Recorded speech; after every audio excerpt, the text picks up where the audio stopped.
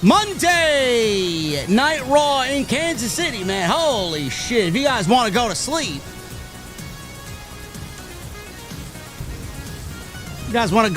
man, just head over to Kansas City, man, where the crowd was sleeping for about 2.5 hours tonight. They got some great Z's over in Kansas City, man. Oh, my God.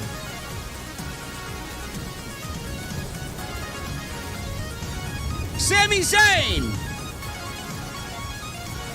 Seth Rollins, like a mafia boss, has an offer. He's got an offer to Sami Zayn, man. Go over to SmackDown. If you ain't gonna be fighting alongside us for the cause, you're only gonna be doing yourself and everyone around you harm. Sammy's a dummy, man. I would have taken the offer, especially with what Rollins was offering him.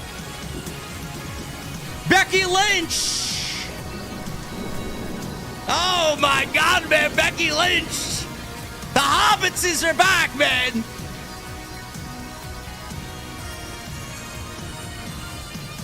And we got Pat McAfee versus Gunther happening at Backlash. Oh, my God.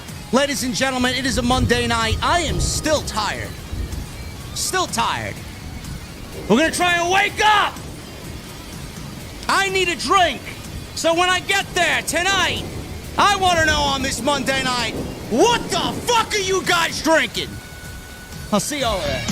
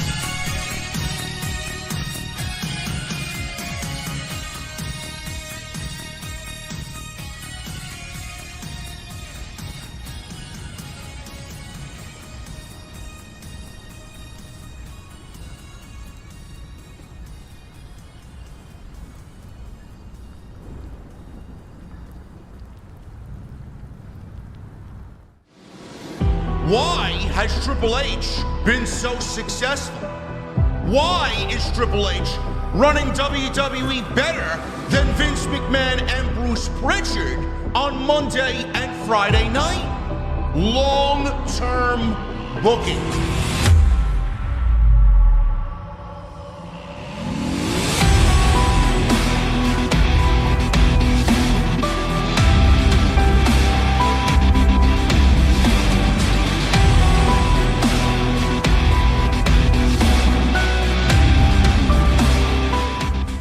What is going on, guys? Thank you so very much for joining me right here on Off the Script. This is your Monday Night Raw Post Show for April 28th, 2025. I'm your host, JD from New York, as always, coming to you live from the OTS venue inside my mother's basement. Thank you guys so very much for joining me on this Monday evening, wherever you may be, man. Monday Night Raw. We are now heading into the post-WrestleMania lull that we usually experience. Usually happens between WrestleMania and SummerSlam. It's just a little dose of excitement here, a little dose of excitement there. And then we get to SummerSlam. And things get a little bit more heated. It gets a little bit more exciting. But right now, we're in the WrestleMania, post-WrestleMania lull. And Monday Night Raw tonight, honestly, from me to you, if I'm being completely honest with you, I wasn't really excited to watch professional wrestling tonight. I wasn't. I'm still feeling the effects of WrestleMania. I'm still very wrestled out. Being a content creator is not easy. It's not easy. Got to be on all the time. You got to be in the zone all the time. You got to be ready all the time. I'm still actually recovering from WrestleMania week and the 10 straight streams that we did. So me personally, I mean, you guys might be feeling different. Me personally, I wasn't really excited to watch pro wrestling tonight. It wasn't really exciting because Kansas City was fucking half dead. Literally no excitement tonight emanating from Kansas City, Missouri. God help the fine people of Kansas City, Missouri. Quiet as a fucking funeral through most of the 2.5-hour Monday Night Raw tonight. It wasn't a bad show. It wasn't a bad show at all. I actually enjoyed a lot of what I saw tonight, but the crowd usually is a make or break situation for a show, and that's exactly how it came across on Monday night tonight. The big story coming into tonight was what happened last week. Bron Breakker, Seth Rollins, Paul Heyman, this new dangerous alliance that we still don't have a name for. We're calling them the new dangerous alliance. I guess that's the new unofficial name for them. They don't really have a name yet. We don't even know if they're done adding members. I know a lot of people are speculating on who they want to see, who could potentially be joining them in the future. Bron Breakker, Seth Rollins, Paul Heyman, they attacked Roman Reigns and CM Punk, who were not on the show tonight. No Roman, no CM Punk. I don't even know if we'll see Roman Reigns until SummerSlam, honestly. I mean, after WrestleMania, he's usually, after April. I'll see you guys in August, man. 2-month vacation for Roman Reigns. So we don't really know what's going to happen there, but they attacked Roman and CM Punk, and there were a lot of questions as to why. Why is this new group forming? Seth Rollins obviously thinks that he is the future.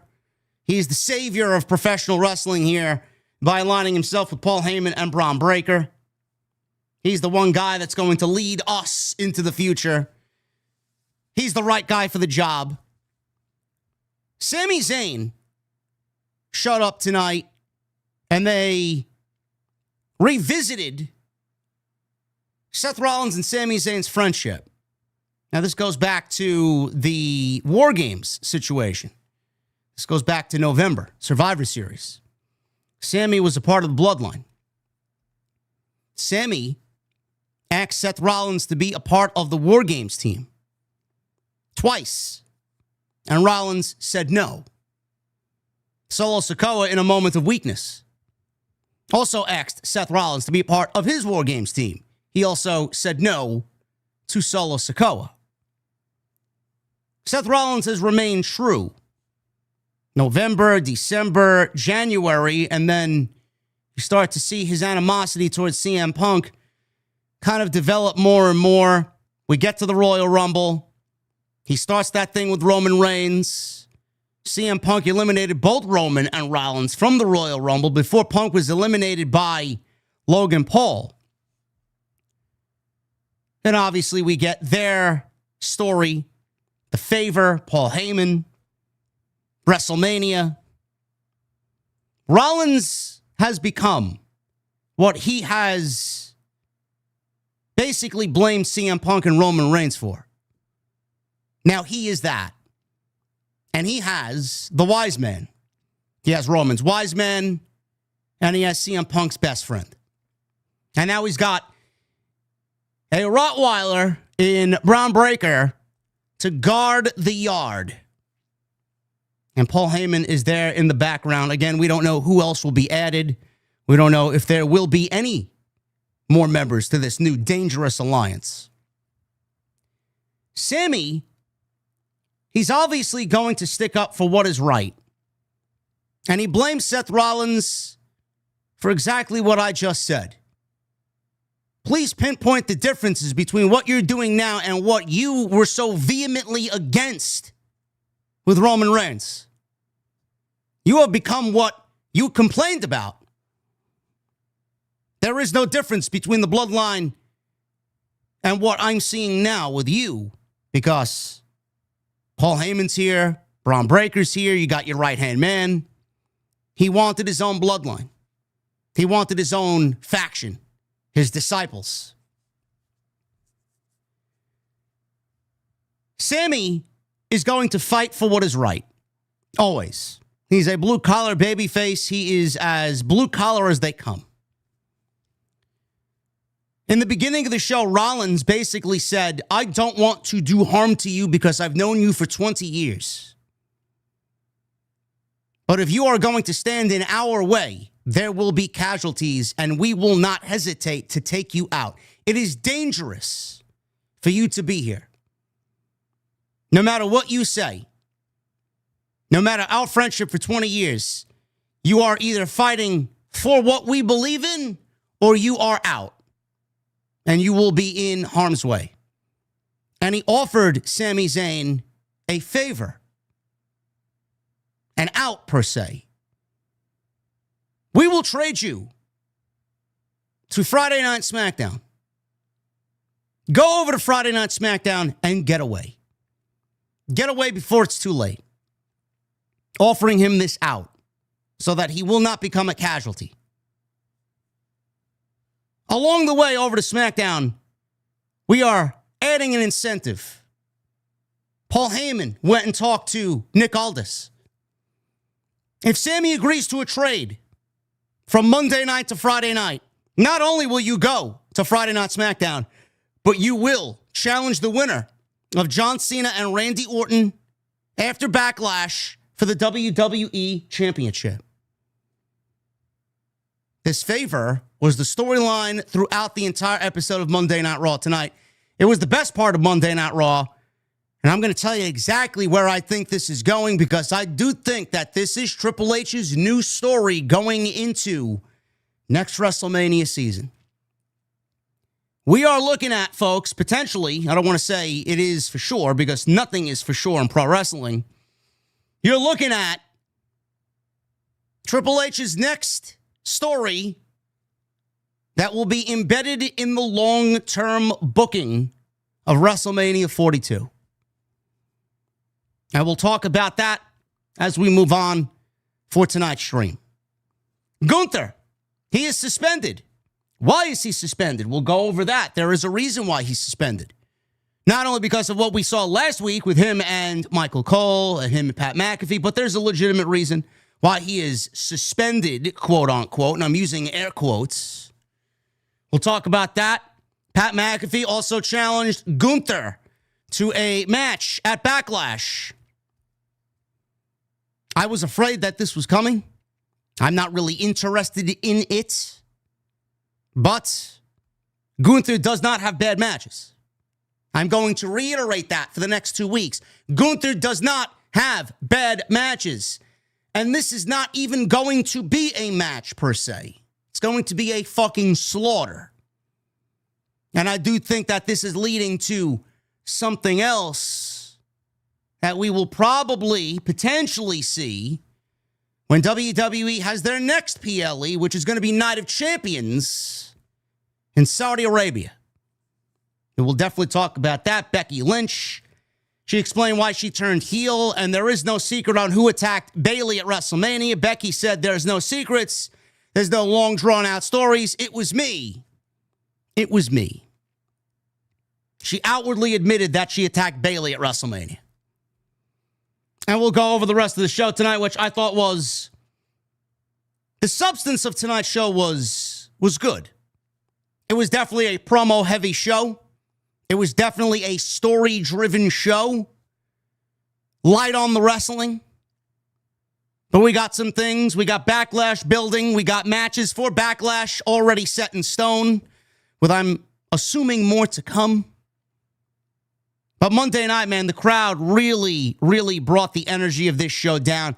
I don't know what it is, man. The energy on Monday night, some nights, you can just tell when it's going to be a low-energy night, and it all starts with how the show is presented. It all starts with the music. It all starts with the commentary team. It takes the show so long to really kind of get going, man, get those wheels turning. I don't know what it is. I don't know if it's the cities that WWE is performing in. I don't know if it's just the overall vibe of the show mixed with the music and the commentary team. It just feels like there's no energy. I don't know why. The shows aren't bad. They're not bad. But the crowd makes the shows the way that they are. Boring. Boring. We got a lot to talk about tonight, and we're going to get into it right here on the Monday Night Raw Post Show. This is your Raw Post Show for April 28th, 2025. The crowd was hella engaged. Come on now. I don't know what fucking show you were watching. The crowd was fucking awful. The crowd was awful. Hella engaged. Engaged in what? Definitely something else.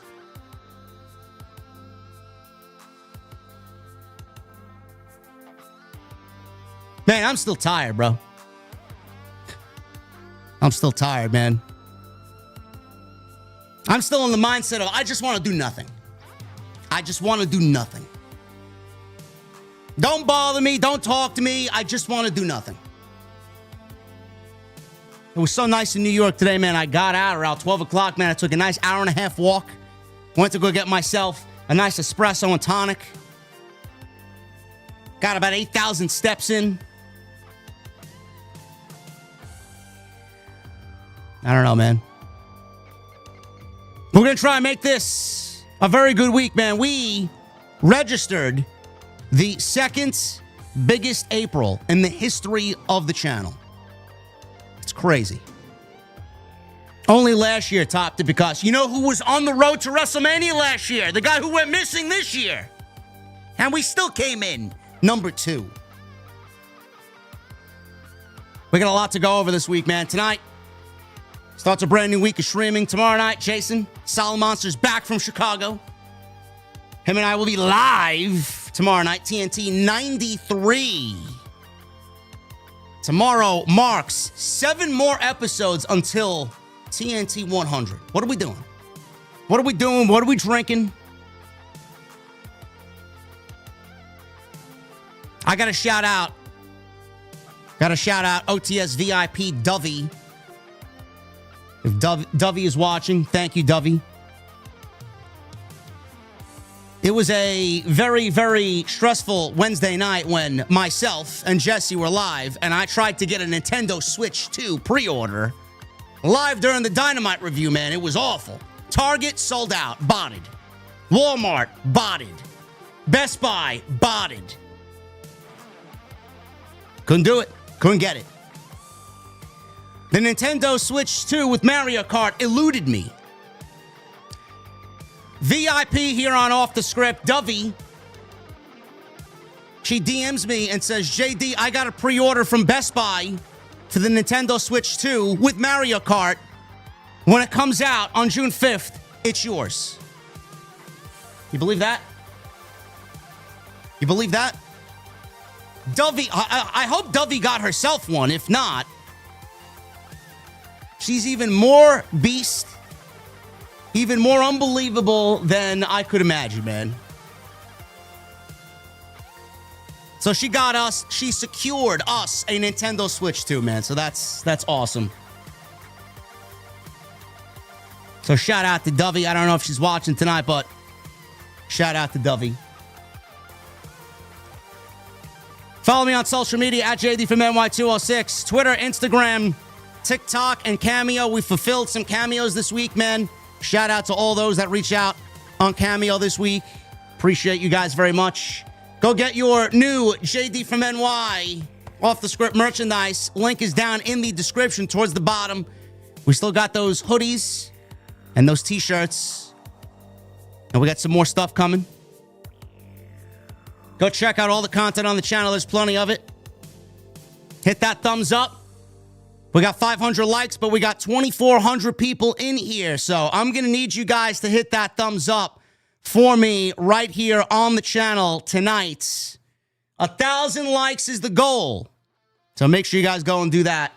Super chats are open, is the best way to support the show. Get them on in. We'll hang out at the end of the show as always. Read through them all, and we'll hang out. We may do a little show and tell because today was the first time that I opened my very late birthday gift that came a couple of weeks ago. We may do a little show and tell later. What it is, it's gorgeous. And no, it ain't Stephanie Valkyria. And tonight's sponsor, man, tonight we are sponsored by Blue Chew, BlueChew.com, code JD at checkout. Make sure you guys go enter that promo code JD. You're going to get 1 month free of Blue Chew on me, BlueChew.com, code JD at checkout.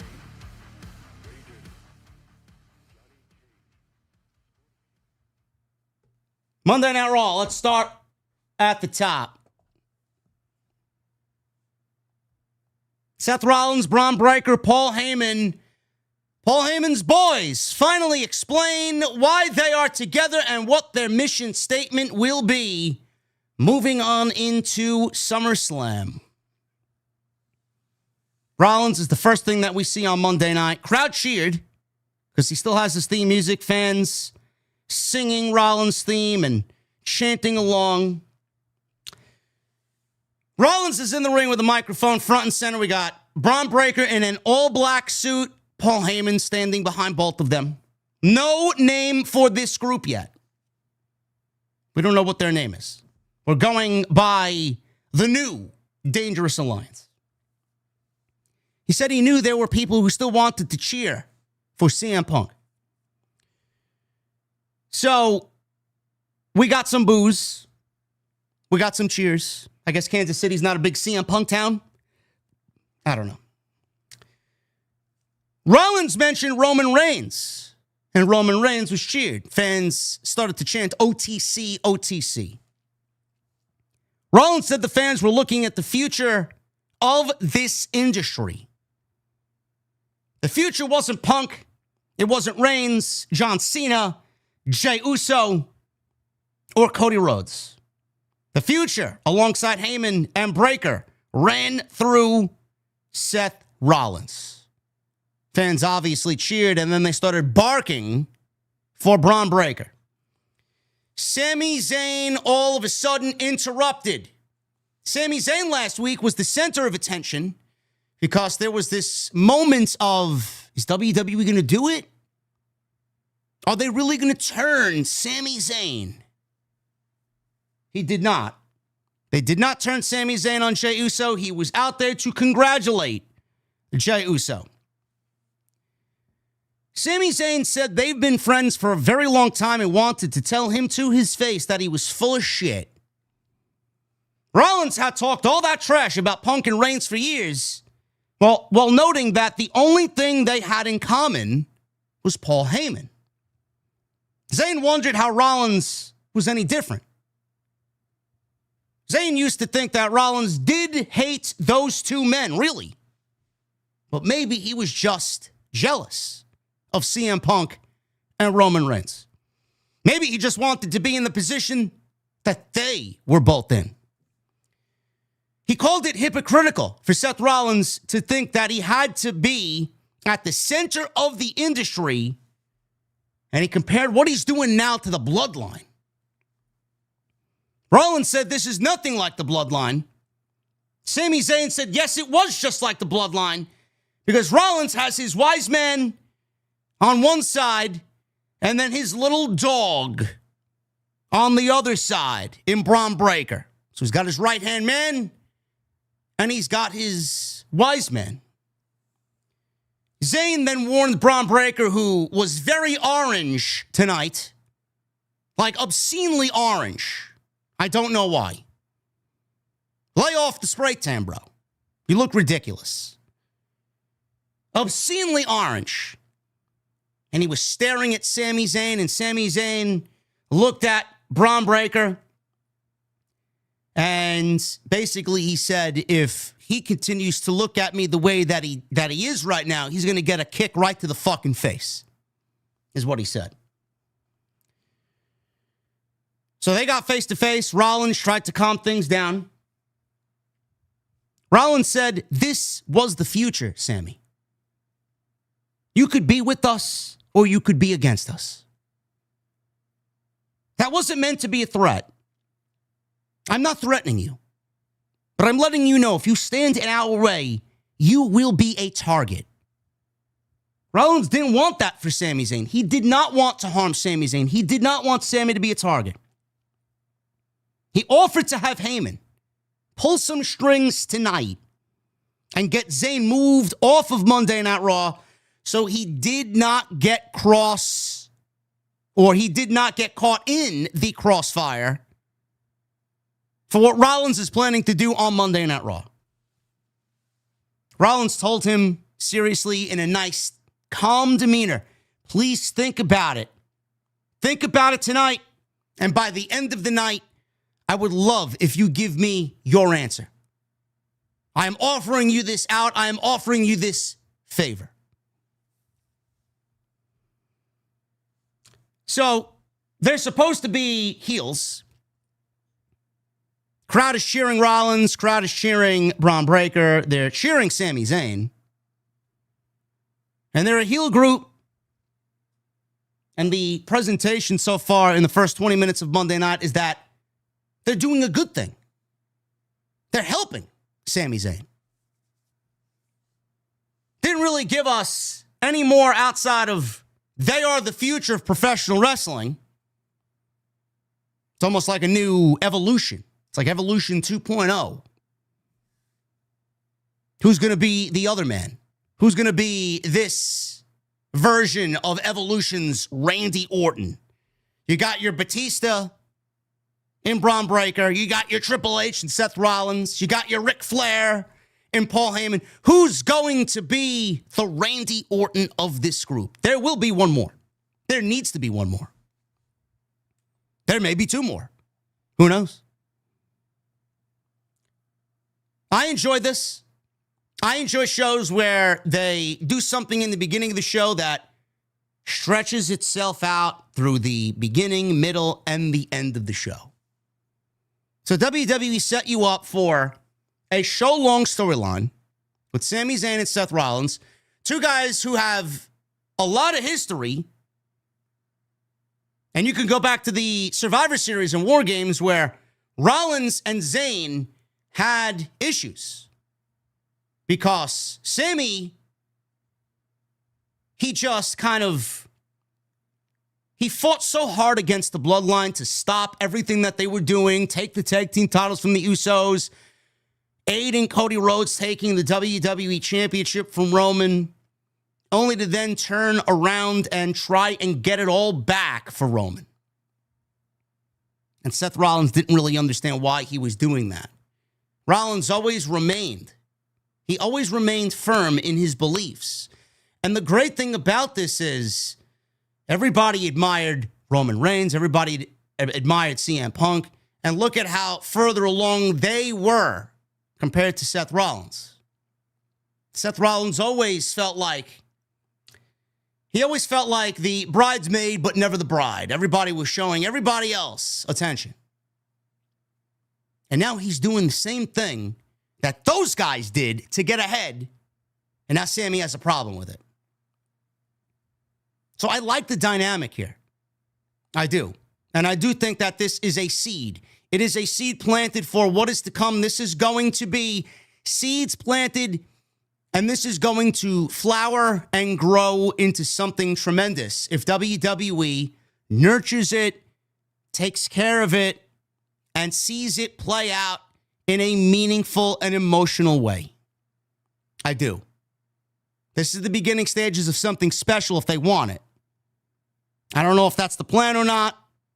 We tend to fantasy book a lot in this community, in the IWC in general. But I do think, because I've mentioned it several times already before, I do think that Sami Zayn is using statements and phrases. I will be a world champion. I will win a world championship. This is done not because it sounds cool, not because the fans have lobbied for it online with some sort of weird movement on Twitter. This is being said because they, WWE, are prepping you for something big. That is not being done. That is not being said on television just because it sounds cool. Those are messages, smoke signals from creative that this is where they're thinking. This is their turn. This is their long-term booking. This is their vision for long-term booking. And we'll talk more about that because it became more abundantly clear what they were doing. But I enjoyed this. It's like we got two stages. We got Rollins being remorseful. I don't want to harm you. I don't want to hurt you. But if you say no, we will not hesitate to take you out. You're either with us or against us. Rollins now holds the power. He's got Heyman, he's got Breaker. There's nobody on the show that's going to stop them outside Roman Reigns and CM Punk, and they're not there tonight. This entire story played out in stages. Rollins remorseful, giving to Sami Zayn, a friend to Sami Zayn. Then the middle of the show, we got the offer. What the offer is. We will offer you this to go away. We don't want to hurt you. With this offer comes great power, an opportunity that many in this company will want for themselves. We're giving it to you because that's how much we value you. That's what we think of you. And in the end, it's like a switch was flipped. Rollins did not feel remorseful anymore. Braun Breaker was just seething from beginning to end. He wanted fucking blood. But Rollins and Heyman were remorseful. By the end of the show, they were not. So this storyline that played out throughout this show tonight, I really liked. And I'm loving the idea of the long-term vision for it. I just don't know yet if that's where they're going. But I could tell you right now, Rollins is going to be the World's Heavyweight Champion. In my prediction, Rollins will be the World's Heavyweight Champion by the time SummerSlam is over. It may actually happen before SummerSlam. I do think that's going to be what the plan is. There's no other plan, and there's no better man for that position right now than Seth Rollins. This is why a lot of people arguing that Jey Uso doesn't deserve it, Yeet Man doesn't deserve it. How could they give him the title? It's not going to be long, guys. Rollins is going to be the World's Heavyweight Champion sooner rather than later. I'm enjoying this right now. Zayn being added to this is only going to add to that dynamic when Seth Rollins wins the World's Heavyweight Championship. Rhea Ripley. She went one-on-one with Roxanne Perez. This was their second match ever. First time happened back in 2022 on NXT. It's nice to see Roxanne mixing it up with some of the bigger guns in the women's division. She did not get an entrance, though. Something about the Netflix show. I watch it here in the United States. I watch it without a VPN, even though I have access to a VPN. I watch it here in America on Netflix, where there are commercials. I did not see Roxanne Perez and her entrance. So here with the commercials, we were not given Roxanne's entrance. Someone like Roxanne doesn't get an entrance. It just feels like a jobber match. So I don't like that, especially with WWE having all this time on Netflix. You know, a lot of people just seemingly don't get an entrance when we have to watch through the commercial. Rhea Ripley. She went one-on-one with Roxanne Perez. This was a little slow to start. There was a little back and forth here, cat and mouse, between Roxanne and Rhea Ripley. Perez threw her ring jacket at Rhea Ripley and eventually distracted her enough with the jacket to chop block her as she was distracted. Roxanne continued to work on Rhea Ripley's legs.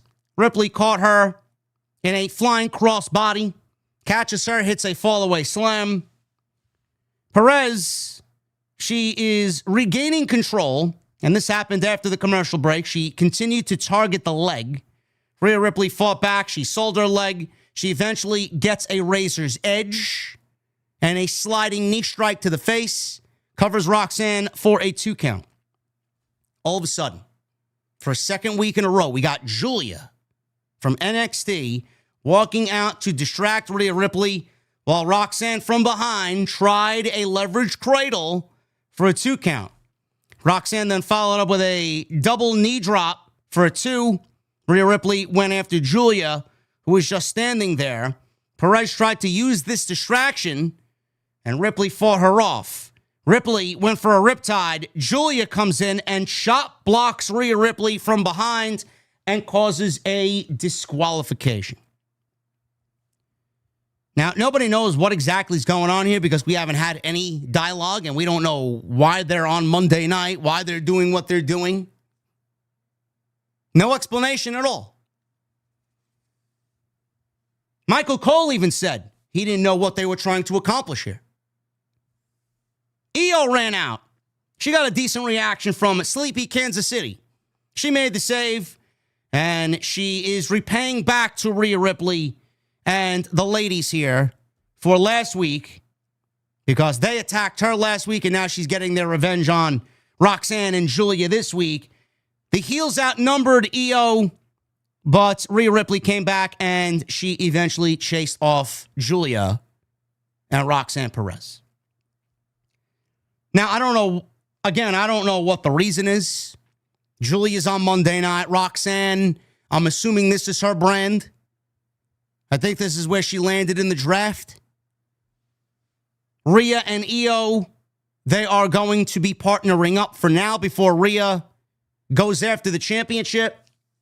But instead of jumping into that first, this is like a little side quest for Rhea and Io. And right now they're looking at Julia and Roxanne. Don't know the relationship between Julia and Roxanne and why it is so prominent now, but I will say that I like Julia better as a heel than I did as a babyface. I just think that everybody that comes over from Stardom or comes over from Japan and tries to get affiliated with the American audience here in WWE, they all look, feel, and sound the same. Julia is much more dynamic as a heel. And I'm liking that they actually switched her up because Julia is a babyface and then Stephanie Vaquer as a babyface. You know, it doesn't really work because you're going to see one quickly move past the other and then the fans' perception is everything. Stephanie's going to fucking, by leaps and bounds, take over in popularity, and that's going to make Julia seem less than as a babyface compared to Stephanie. So WWE switched them up. They let Stephanie continue doing what she's doing, but they switched Julia from babyface to heel, and now she's finally finding her groove on WWE television. She looks the part, and she just feels the part. She just looks and feels a little bit more dynamic and a little bit more complete as a heel. We haven't heard from her yet. We don't know why this partnership is a thing. We don't know why they're targeting Rhea and Io, but hopefully we do. So I will see. We will see what happens there. This could be a Backlash match. We don't know right now. Backlash has, I believe, 4 matches on the bill confirmed for St. Louis. I don't know if Roman or Punk will be on the show. I don't know if this tag team match will be on the show. We could be looking at Rhea and Io teaming up against Julia and Roxanne Perez at Backlash, which I think would be great. You want to add Stephanie Vaquer on the babyface team and grab another one of the ladies from NXT or someone in the back to team with the heels, 6-woman tag team match. That would be great too. I don't know. But the only thing I could possibly think of, because there really is no reason why. We haven't gotten any official announcement from NXT that Julia is making the jump, if Stephanie's making the jump two of the most prominent women on NXT television have been on Monday Night Raw for the last 2 weeks now. There's got to be a reason. They haven't given us that reason. The only thing I could possibly think of is that WWE is showcasing their evolution of women's wrestling in 2025. I think WWE is prepping for an announcement of Evolution 2. And that was the rumor happening in July in Connecticut. And I do think that announcement is coming soon. So we will see. That's the only reason why Julia and Stephanie have been on Monday night. And I have no problem with that. You add those two names, you add those two women to any division at the same time. I mean, Jesus Christ. That's some pretty good fucking talent to add to any roster, let alone both of them. Just one. You got both of them. It's crazy. Rhea Ripley beats Roxanne, 12 minutes. Roxanne is very good. I really hope they know what they're doing with Roxanne. She is very good. She is she's just a blue chip talent. She's got champion written all over her. Hopefully they know what they're doing there. She hasn't really, and it's early. She was the Iron Woman in the Royal Rumble. She was in the Elimination Chamber. She didn't really do much in the Chamber, but man, that Rumble, she hasn't done anything since the Rumble. She was explosive. She was dynamic. She was great in the Rumble. Last thing, as long as any woman ever in a Royal Rumble since the Women's Rumble was created. She hasn't done anything since the Chamber. She's largely been off television until after WrestleMania. I just hope they know what they're doing. But that's the only thing I could think of, that they're setting up for an announcement for Evolution, and they want all these women prominent because they will be a part of that evolution of women's wrestling in 2025, that PLE returning to WWE. Judgment Day. Finn Balor, he was excited to welcome JD McBeast. We're not calling him McDonald's menu items anymore because he's a fucking beast. JD McDonough. He's excited that McDonough's back. They're catching up. Liv Morgan interrupted to ask if everything was cool and wondered why they weren't getting ready for their tag team match against the War Raiders. Balor was surprised that he even had a match tonight. McDonough thought Morgan had already told him that they had a match against the War Raiders. These little things. McDonough knew there was a match against the War Raiders. Finn Balor did not. They're continuing to throw Balor under the bus, slowly and very subtly. These little things are adding up. Morgan wasn't sure Balor would like hearing that since it wasn't a title match. Balor was happy to have the match, but he wanted them to keep him in the loop next time. Liv Morgan and Dominic are going to do everything to not keep Finn Balor in the loop. What's going to happen? How is this eventually going to go? I don't know. I would assume that the more Balor's not filled in on things, he's going to get angry. I don't know where this leads to Balor and Judgment Day splitting. What will be the straw that breaks the camel's back? But I like these little subtle shots. And Balor is so oblivious to what's going on. He still thinks he's leading the Judgment Day.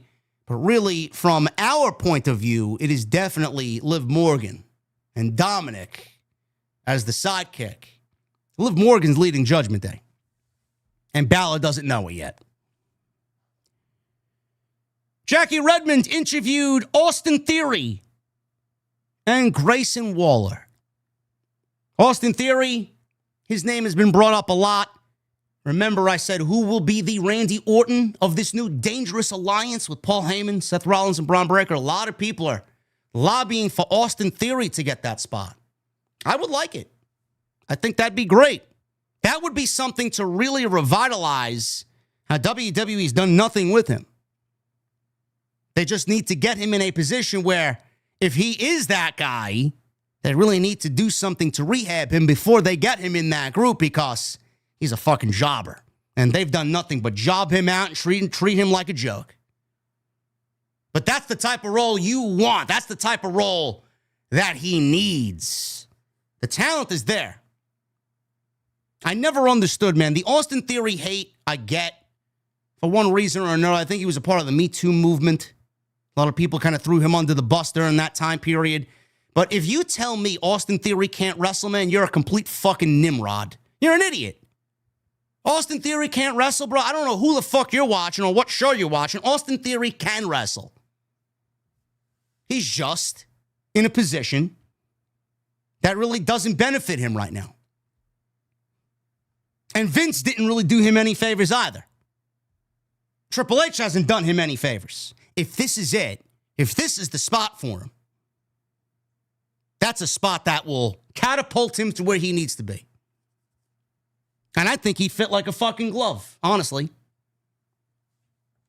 I got to shout out my guy here, man. I'm just seeing this now. I drank a beer. I drank another beer. 3 beers. 4 beers. Oh, no. 5 beers. Oh, no. 6 beers. 7 beers. 8 beers. 9 beers. And a Bloody Mary. Oh, my goodness.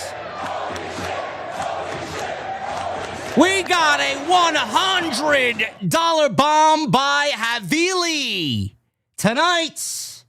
If Randy Orton wasn't injured, would he face Matt Riddle or reunite RK Bro to face the Usos at WrestleMania 39? Would you consider Asuka a curse besides Charlotte, Bianca, Nia, and Shayna? Anyone who has teamed or faced her is pregnant, a.k.a. Becky, Carmella, and Alexa. Thank you. I could absolutely have seen Matt Riddle and Randy Orton versus the Usos at WrestleMania for sure. For the WWE Tag Team Championships, yes. Yes.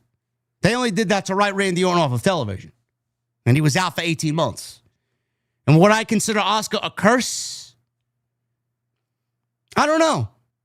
I don't know what Asuka is doing now. I don't know when she's going to come back or where she's going to fit in.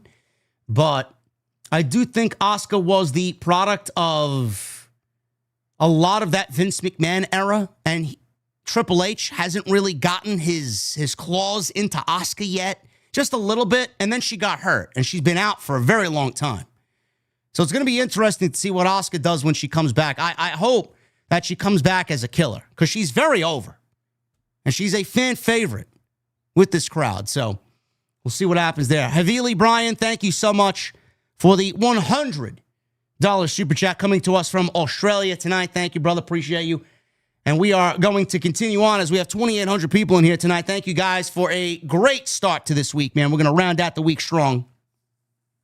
But yes, Austin Theory and Grayson Waller were interviewed by Jackie Redmond. Austin Theory put over the Kansas City Chiefs, while Grayson Waller congratulated the Philadelphia Eagles on beating the Chiefs in the Super Bowl. Of course he did. Waller informed them that he had a singles match next week. Theory was surprised, and he was upset to learn that Grayson Waller had a singles match, and he did not. I don't know why he would be upset. I don't know who Austin Theory is thinking he should wrestle or who Grayson Waller, for that matter, is wrestling next week. I don't know, but I guess we'll find out next week. Logan Paul. This is going to be a segment that divides the community.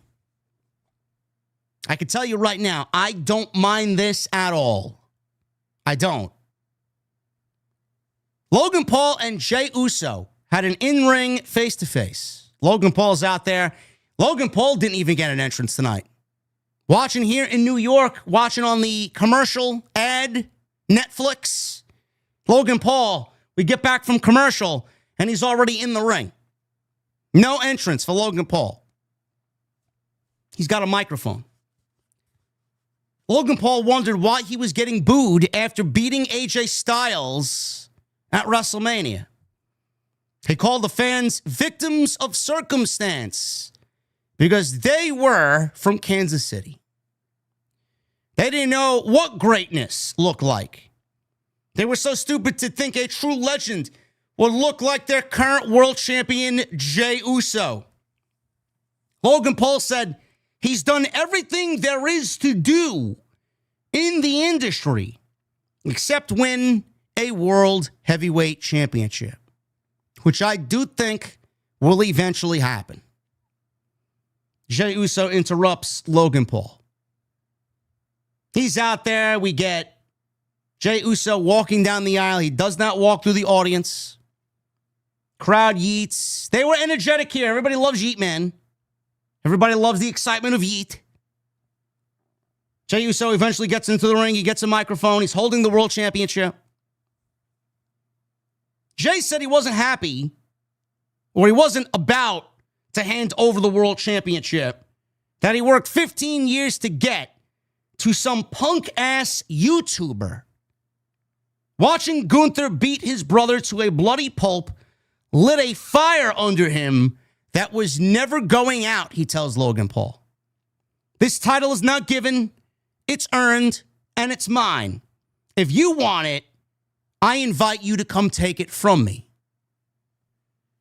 So Logan Paul mocked Jey Uso yeeting, and he said he sounded stupid. Logan Paul planned on taking the title while Jey would do what he does best, crash out, screw up, and lose it faster than he lost the Intercontinental Championship. This angered Jey. Jey laid Logan Paul out with a super kick. Crowd got excited. Jey, he showed some good fire. Crowd was excited. He got a big reaction. And Logan Paul was the heel who was on his back to end this segment. Now, I know a lot of people are going to look at this and manufacture fake outrage. I see it already. Oh, I can't wait for Jey Uso to lose the championship to Logan Paul. They said the same thing about him losing to Gunther at WrestleMania. As soon as he won the Royal Rumble, he won the World Championship because that was the decision that was going to be at WrestleMania. Jey Uso is not losing the World Championship to Logan Paul at all. It's a fine match for Backlash. I am okay with it happening at a B-level pay-per-view. I would rather it have the match take place at Backlash than something like SummerSlam or Money in the Bank. Beggars can't be choosers. You were going to get this match one way or another, and you're getting it now instead of getting it later. That's positive number one. Number two, look at who else is on the roster. Who did you want to immediately challenge Jey Uso for the World Championship? Everybody else is preoccupied with something else. Can't be Sami Zayn. He's a babyface. We're not going to turn Sami Zayn into a heel. Gunther is not getting the World Championship match because if he does, he'd have to lose again. And we're not going to beat Gunther twice in a row to Jey Uso. So that eliminates the top two guys. Seth Rollins would be the other guy. You can't do that match right now because it's way too early. That is going to happen later this summer, guaranteed. Bron Breakker can't do it. He's with Seth Rollins, and Seth Rollins is the leader of this new faction. So there's four guys right there with four very valid reasons. CM Punk can't do it. He's a babyface. He's got his problems with Seth Rollins and Bron Breakker. Roman Reigns can't do it. He's not going to fight family. He's got his problems with Seth Rollins and Bron Breakker and Paul Heyman. Penta can't do it. Rusev can't do it. He just got there. So I ask everybody who has a fake problem with Logan Paul wrestling Jey Uso for the World Heavyweight Championship, who else do you think fits in that spot better now at Backlash? Spoiler, there is nobody. There is nobody. I would rather them do this now because this is a nice little mini bridge for Jey Uso to cross, to get into Saudi, to get into Money in the Bank, and then begin his program with Seth Rollins. It's simple. Jey Uso won the championship not to hold it for 12 months. Jey Uso held the World Championship to actually, A, pay him off because he's earned it after 15 years, and B, he's going to play into a much larger story that you saw tonight play out with Sami Zayn. This is all about Rollins taking over. He had to watch Punk take over. He had to watch Roman take over. He is now going to model himself after what Roman Reigns did, and he's going to do it under Paul Heyman and Braun Breaker and whomever else they will add. So again, I ask, why the fake outrage for Logan Paul and Jey Uso when Logan Paul is very good at what he does, and honestly, it could be a low-key banger. AJ Styles is a babyface. He's already told you that he's not going to go back and do what he did when he did it with Cody. He does not want to look at that version of AJ Styles again. So that takes him off the table. Styles could maybe factor into a world championship in a little mini program when Rollins wins the championship. Karrion Kross could be added into that. But Kross needs momentum himself. You can't put him in a situation where he's inevitably going to lose, especially to someone as hot as Jey Uso. It's not going to look good for Karrion Kross to lose to Jey Uso and then be banished to obscurity. You got to keep him strong. You got to keep his momentum going. Again, I ask you, who else is there? There is nobody. There's a ton of talent that I just mentioned there. Unless they trade for somebody, unless they call somebody up from NXT. I don't know. I don't have a problem with this. I don't. Sell me on something here as far as a story. I don't know how much story they could really do in a week and a half. Logan beat Styles. He believes he earned the title shot. He wants to be a world champion. It's lame. It's lazy. I get it. I'm right there with you. But Logan Paul is merely a stopgap for Jey Uso. Point A to point B and then on to point C for Jey Uso. That's all it is. I would not get too bent out of shape over fucking Logan Paul getting a world championship match. I know there will be fake outrage on social media. I don't really see the big deal. New Day. Bronson Reed. Sidro says Bronson Reed. I could see that. I could absolutely see that. But again, we don't know where Bronson Reed's going to end up. Bronson Reed could end up on SmackDown for all we know. Again, we don't know if there's going to be a draft. By the time Bronson Reed gets back there very well may be a draft, and he may get drafted to SmackDown. We don't know. But Bronson Reed is definitely someone to keep an eye on because when he gets back to television, he's going to be put right back in that position that he was in before he went out. Imagine if he was not injured at Survivor Series. We could be looking at Bronson Reed as the Intercontinental Champion right now. That was my prediction. So he's going to come back and he's going to be slotted in a very good spot. It could very well be on Raw. It could very well be against a Jey Uso. New Day. They joined Michael Cole and Pat McAfee on commentary. War Raiders and Finn Balor, JD McDonough was up next.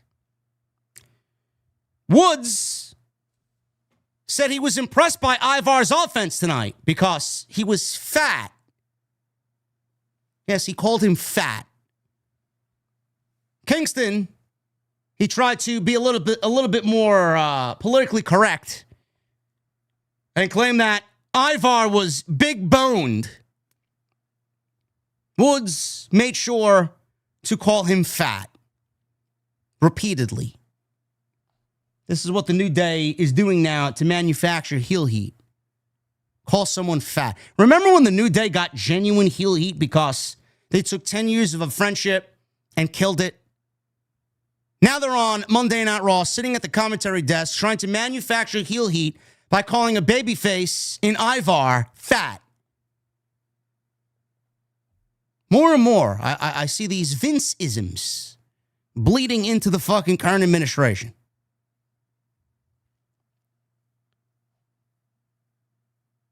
Woods then mentions something about Balor's abs.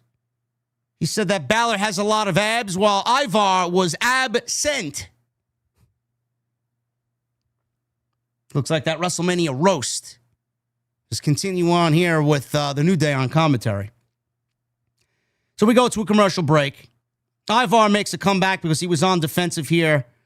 The Judgment Day were beating up Ivar. He makes a comeback. Woods continued to make jokes about Ivar's weight.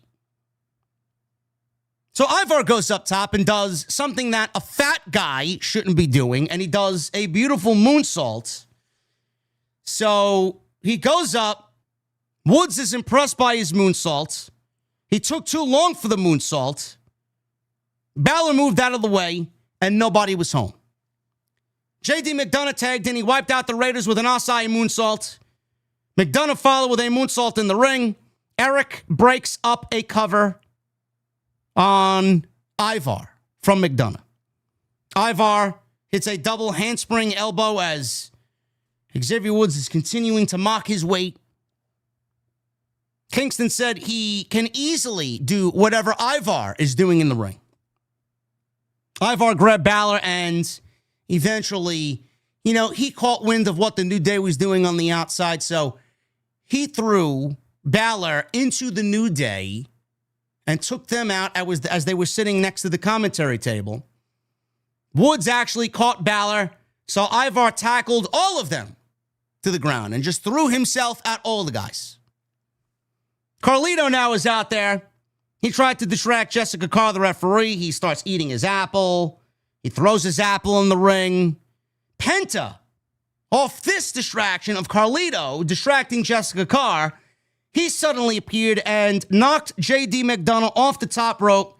This was payback for last week because he did the same thing to Penta. Eric and Ivar followed up with their finish. War Machine for the 1, 2, 3.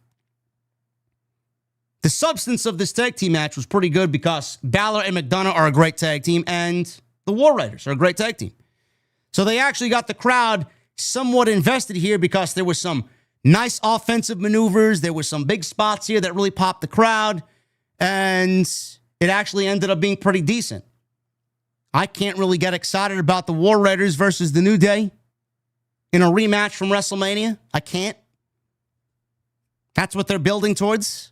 That's why the New Day was out there. That's why the New Day was cracking jokes on Ivar, calling him fat. The War Raiders, there's just nothing there. There's nothing there. And they're a great tag team. These teams just exist. Nobody knows who they are. Nobody is given any reason to invest in them. Who are they and why should I care? 2 questions that WWE seemingly glosses over every single time. At least with the New Day, we know who they are because they have equity built up. We know why we should boo them. They turned on Big E after 10 years. The War Raiders, who are they? Why should I care? Have you given them any time to speak? Have you given them any real story? All of these things matter. All of these things slowly build up and factor into why the fans, every time their theme music hits, they show no reaction. Which in turn makes the tag team division boring, and in turn makes the show boring. It's not a good look. So we're definitely headed towards a New Day War Raiders rematch from WrestleMania as the War Raiders beat JD McDonough and Finn Balor, who, again, didn't know this match was taking place. McDonough didn't tell him. Liv Morgan didn't tell him. Dominic didn't tell him. As they continue to railroad Finn Balor, as Liv Morgan is the one really leading the Judgment Day, and Balor thinks he is. Otis of Alpha Academy. He's backstage with Sami Zayn. Zayn wanted some advice, and Otis was there to talk to him. Enter Paul Heyman. He sits next to Sami Zayn. He told Otis to leave, give them a second. Heyman said he knew Sami Zayn in the bloodline.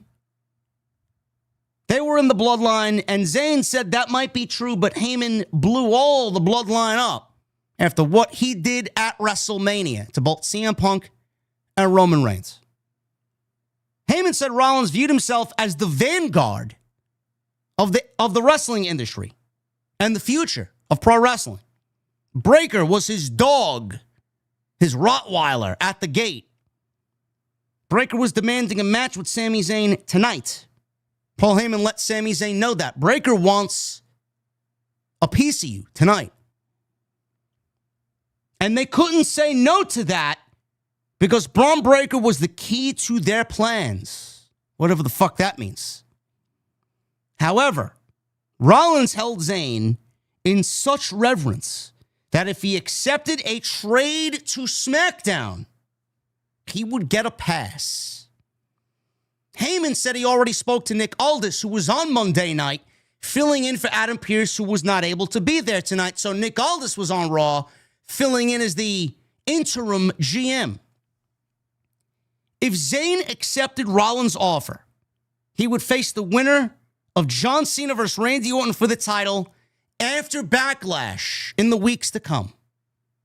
So he would get traded to SmackDown, and he would get an opportunity at the winner, whoever walked out victorious from John Cena and Randy Orton at Backlash.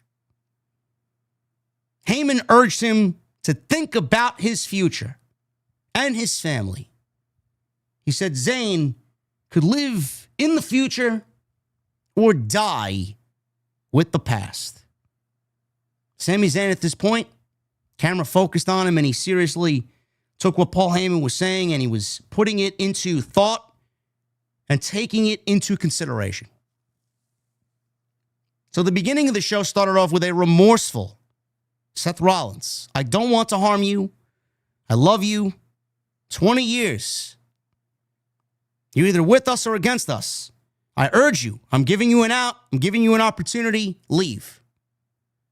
We'll construct a trade. You go to SmackDown and you get out of here. Paul Heyman doubling down on that, revealing what that offer was, what that out was. You go to SmackDown, we'll even up the ante. That's how much we love you. That's how much we care about you. You'll get a championship match against John Cena or Randy Orton, whoever walks out victorious from Backlash. Number one contender for the WWE title. Sounds like a good deal to me. Sounds like a very good deal. I don't know if Sami Zayn wants that. Sami Zayn wants that, but he wants to do it in the right way. That's the problem. He wants to do it in the right way. Becky Lynch. There was a video package showing Becky Lynch's turn on Lyra Valkyria here. The match really, last week, wasn't all that exciting. WWE obviously dubbed in fake reactions here. They really embellished on the crowd reaction and the boos from last week, which were none. Really came off flat last week. But the video package made it seem like, oh my God, it was the worst heel turn ever. Becky Lynch's music hit, and Kansas City, I don't want to say they didn't care, but man, you would think that Becky Lynch being Becky Lynch and Becky Lynch turning heel, I just don't think Becky Lynch works as a heel. She's too cringe to be a heel. She's not believable as a heel. I don't know why anybody thought that this was a good idea. I don't. I understand Lyra needed a heel to work with. Bayley is so much better of a heel than Becky is. And I'm being completely honest with you.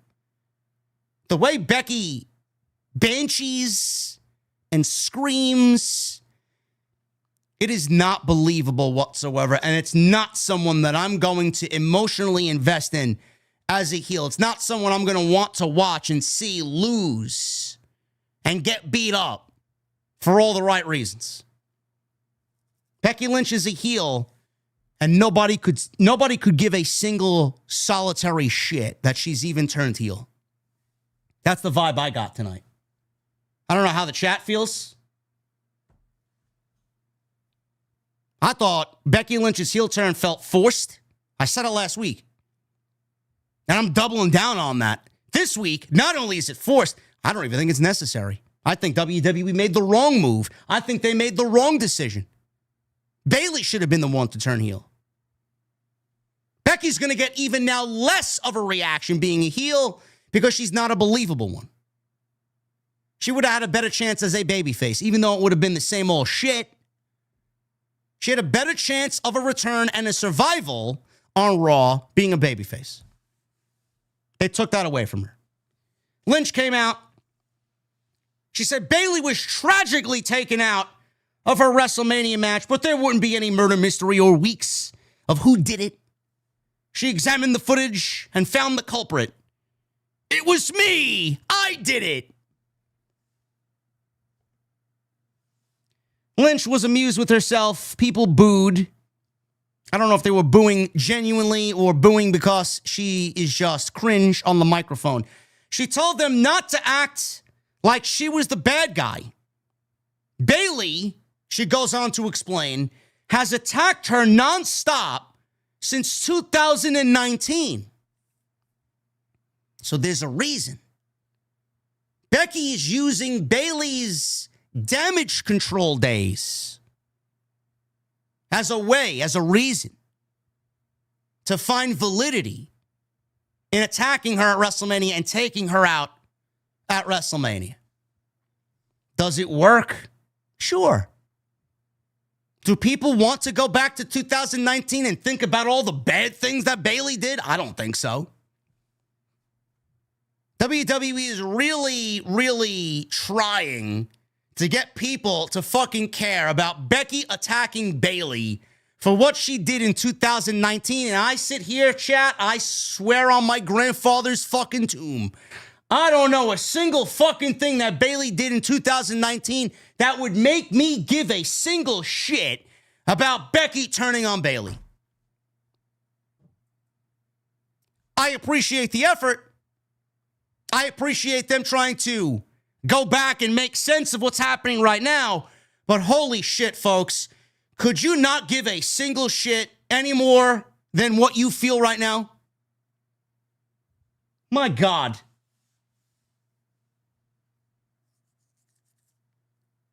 Don't act like I'm the bad guy.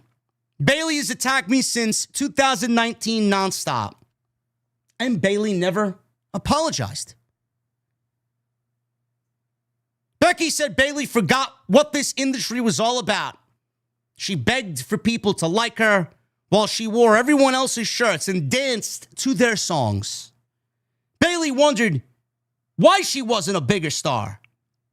But she saw a bigger star when Lynch walked out at WrestleMania. Becky Lynch moved on to Lyra. She said the friend of her enemy was her enemy. Lyra would not be in this business if not for her. Lynch had very high hopes for Lyra, ascending the heights of WWE. But when Lynch watched at home, she saw Lyra cozy up to the woman she's been fighting for 6 years. Becky Lynch then called Lyra a loser for tagging up with Bayley. Lyra comes out, and Lyra has a microphone. She said many women in the back warned her about Becky Lynch. Did they? I thought Becky Lynch was beloved. I thought Becky Lynch was a legend. I thought Becky Lynch was a future Hall of Famer. I thought Becky Lynch was a champion. I thought Becky Lynch was your best friend. Lyra comes out and says that a lot of people in that locker room back there warned me about you, Becky Hogan. What did they warn her about? That Becky is ready and willing to take your spot, just like Charlotte is? What exactly did they warn Lyra about? Bayley was the first one to tell her. Lyra didn't want to believe Bayley or the locker room. She was caught up in this fairy tale dream of winning the tag team championships with Becky Lynch at WrestleMania. It took Lyra too long to realize it, but after 3 consecutive manhandle slams, she realized who Becky Lynch was, and now she's going to end up paying for it. She got in the ring. Becky Lynch exited the ring. Some fans were giving Lyra the what treatment.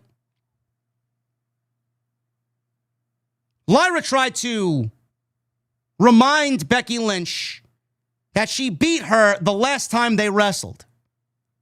Lynch said she would only wrestle when it mattered, and Kansas City did not matter. Lyra wasn't surprised, so she suggested backlash. Lyra said she would also put her title on the line because she knew Becky wouldn't accept if the title wasn't on the line. That's a shoot.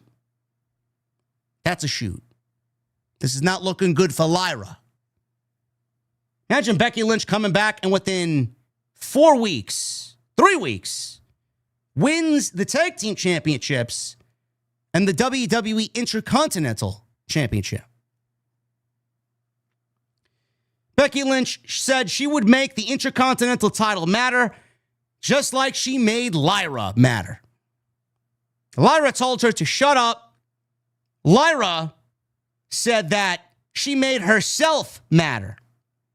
She would be a better person than Lynch, and she was already a better wrestler. Becky Lynch started ranting. Lyra attacked her. Becky Lynch bailed through the crowd, and Lyra posed on stage, but Becky Lynch escaped through the crowd to end the segment. Lyra also said that she does not want to be the next Becky Lynch. She wants to be the next Lyra Valkyria. And she realized that is what's most important. She doesn't want to be compared to Becky Lynch. Listen, I said what I said about Becky. I take nothing back. I don't know how they are asking me to care about the explanation Becky gave when honestly none of these fans remember what Bayley did, why Bayley did it. None of it mattered. It was as simple could be. They wrestled. They feuded. Damage control. Oh my goodness. None of that in the grand scheme of things is enough to buy into a heel turn for Becky Lynch. None of it. WWE will end up making a mistake with Becky Lynch turning heel. Bayley should have been the one to turn heel. Bayley. We still could very well get that. For all we know, Bayley turns heel, Becky's heel. We get some sort of fucking heel faction. I don't know. Fuck with me a little bit.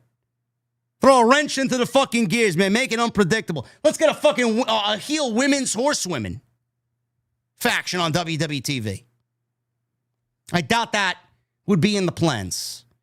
Bayley should have been the one to turn heel with Becky being the babyface. Bayley is so much of a better heel than Becky is. Becky was so fucking non-believable and cringe. Like, I waited for her. There were moments where she just started screeching like a banshee. She honestly reminded me of Gollum in The Hobbit. When he lost his ring and Frodo found it and they were playing fucking Riddle Me This in the fucking caves. The little hobbitses, my precious, and then she got angry. My precious! My precious! The little hobbitses. It's exactly what I thought. This is what you want on Monday night, huh? It's great. It's fantastic.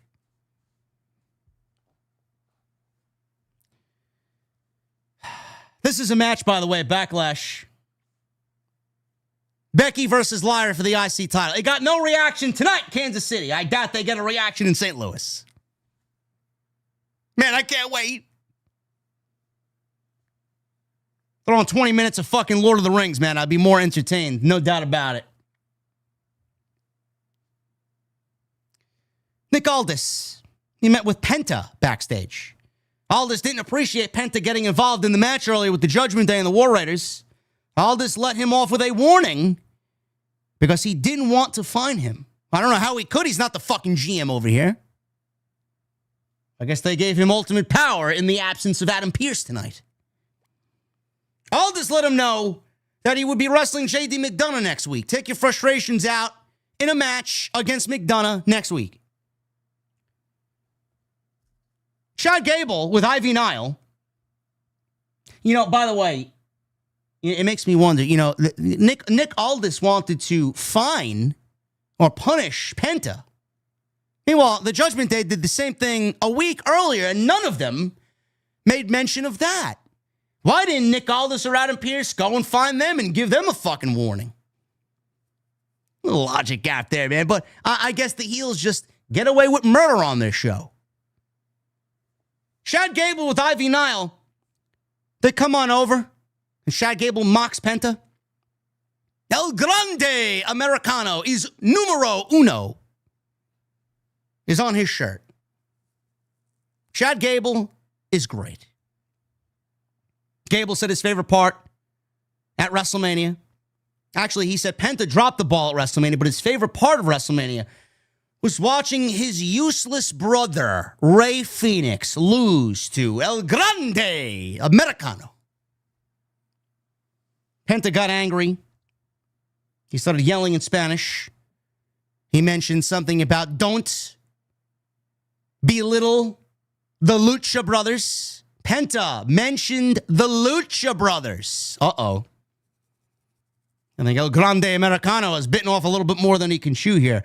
Penta dropped him with a kick to the chest and said, do not mess with the Lucha Brothers, pendejo.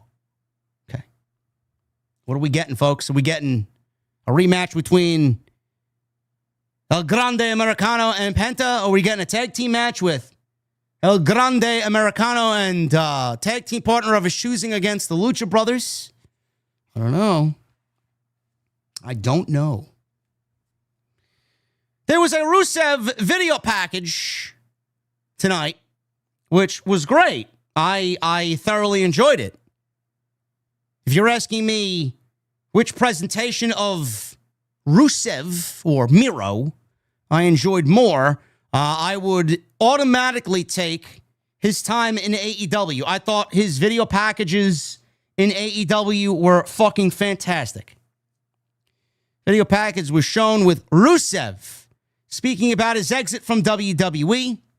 Rusev said he went to the abyss for 5 years. Yes, it's exactly what AEW, Guantanamo Bay, is called, the abyss. He disappeared into the abyss.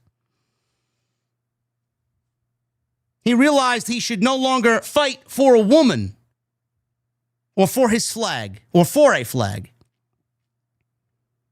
He was free to crush people, not because he was told to, but because he wanted to.